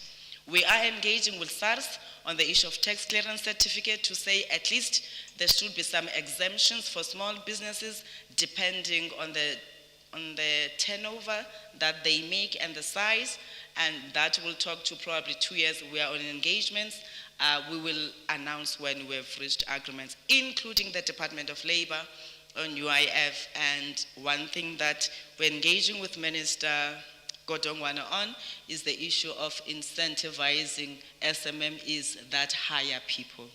Because we understand that you're not making much, but you need certain skills, so they promise that they can give us some funding they can incentivize those SMMEs. And these incentives, colleagues, are the incentives that the big businesses are getting. If you were to ask them here, my rabbit team, the benefits that their companies are getting, from DTIC, from National Treasury, they're getting all the benefits. So we are saying let those incentives be provided also to small businesses so that they can create jobs. Now you've been sitting here, it's a Friday, you are tired, you want to go and party. Allow me to say thank you for having us here. And next time you think about how useless we are, just think about the fact that the MEC has missed out on clubbing tonight. I'm not going to talk about his kids and his wife, because we saw the need to come here and bring these partners that must share information with you. But indeed, we will be useless if we have not tapped into that opportunity that they are presenting, the knowledge that they've given to you, that it must come into fruition. The ANC government loves you so much. I'm sure you can all agree. Thank you so much and good evening.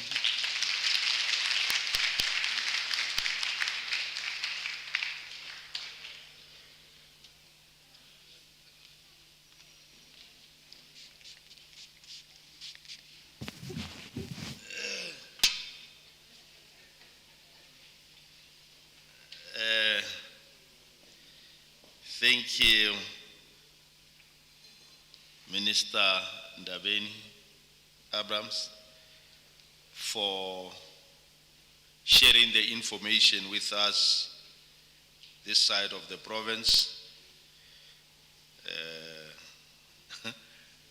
Each one, yeah. Well, without any waste of time, we are going towards the end of our program. I'll call upon the acting mayor, MMC Caroline Mamabolo, MMC for Local Economic Development, just to come and do the vote of thanks. Yeah, thank you.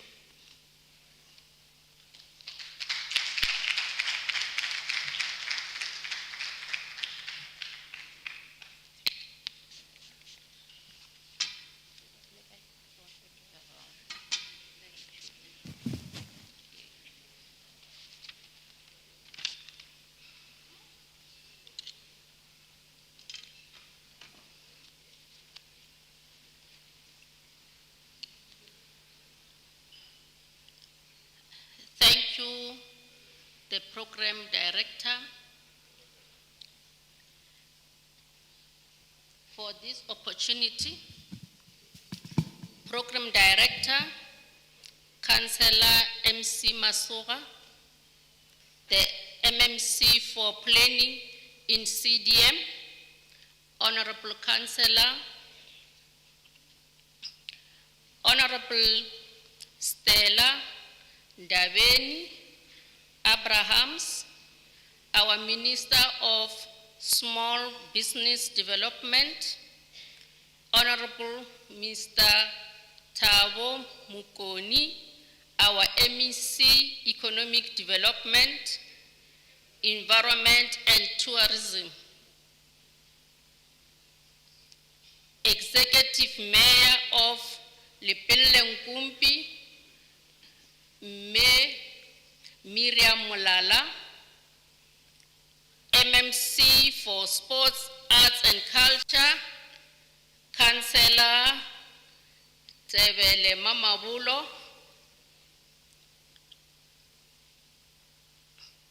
Mr. Mbata, Chief Executive Officer of SIDA, Mr. Slapet, the head of SIDA in Limpopo, media fraternity, ladies and gentlemen, good evening. Towel. On behalf of the Capricon District Municipality, it is our privilege to thank you all for having been part of this important gathering under the theme Unlocking Opportunities for SMEs and Cooperatives for Economic Growth and Job Creation.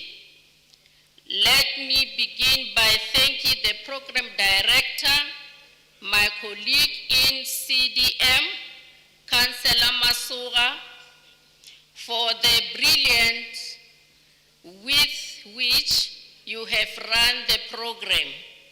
We thank you.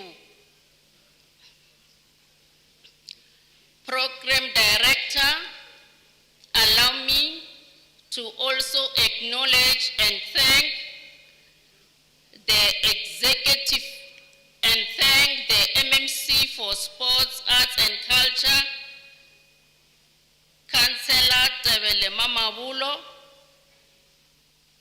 for the word of welcome to the Economic Hub of Limpopo. Indeed, we are a district with air of legend and prehistoric civilization. We are a popular eco-tourism destination in Limpopo with no shortage of natural, historical, and cultural attractions. We take our name from the Tropic of Capricorn, one of the 5 major circle of latitude that mark marks of the earth and which runs directly through this diverse landscape. Let me also thank both Mr. Mpata, the CEO of SIDA, and Mr. Slabet, the head of SIDA in Limpopo, for giving us a purpose and also facilitating the roundtable discussions. We thank you for that.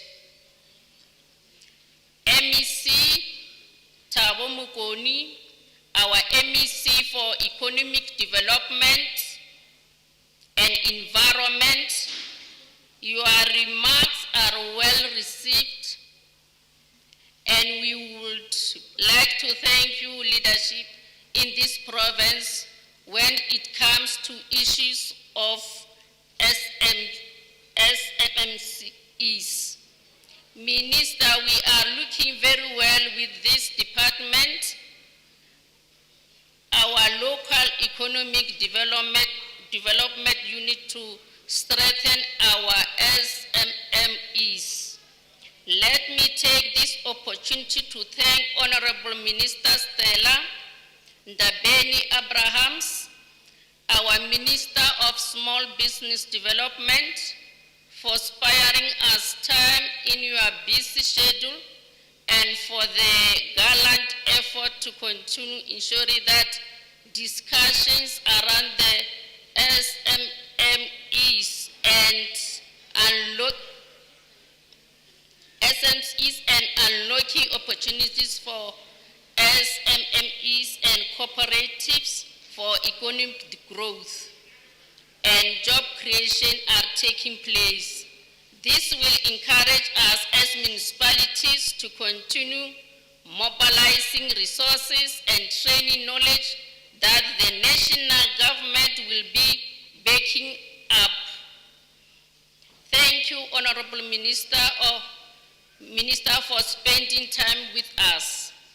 Lastly, we also thank everyone else who came here to take part in witnessing the event and also contributing during the dialogue that we engage on.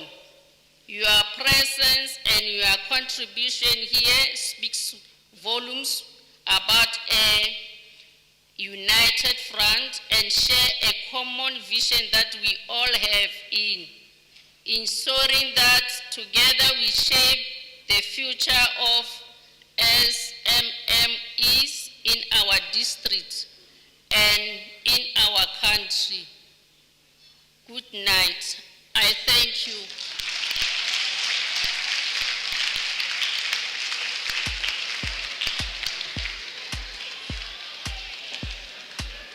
Good night, I thank you. And once more, as I thank you, can we walk this way? Oh, you're still enjoying it. We can create something else for the activity to run even beyond the time in which of course we find ourselves in. I'm told that there are 2 saving points which will be utilized for tonight for those who still have appetite to take a meal.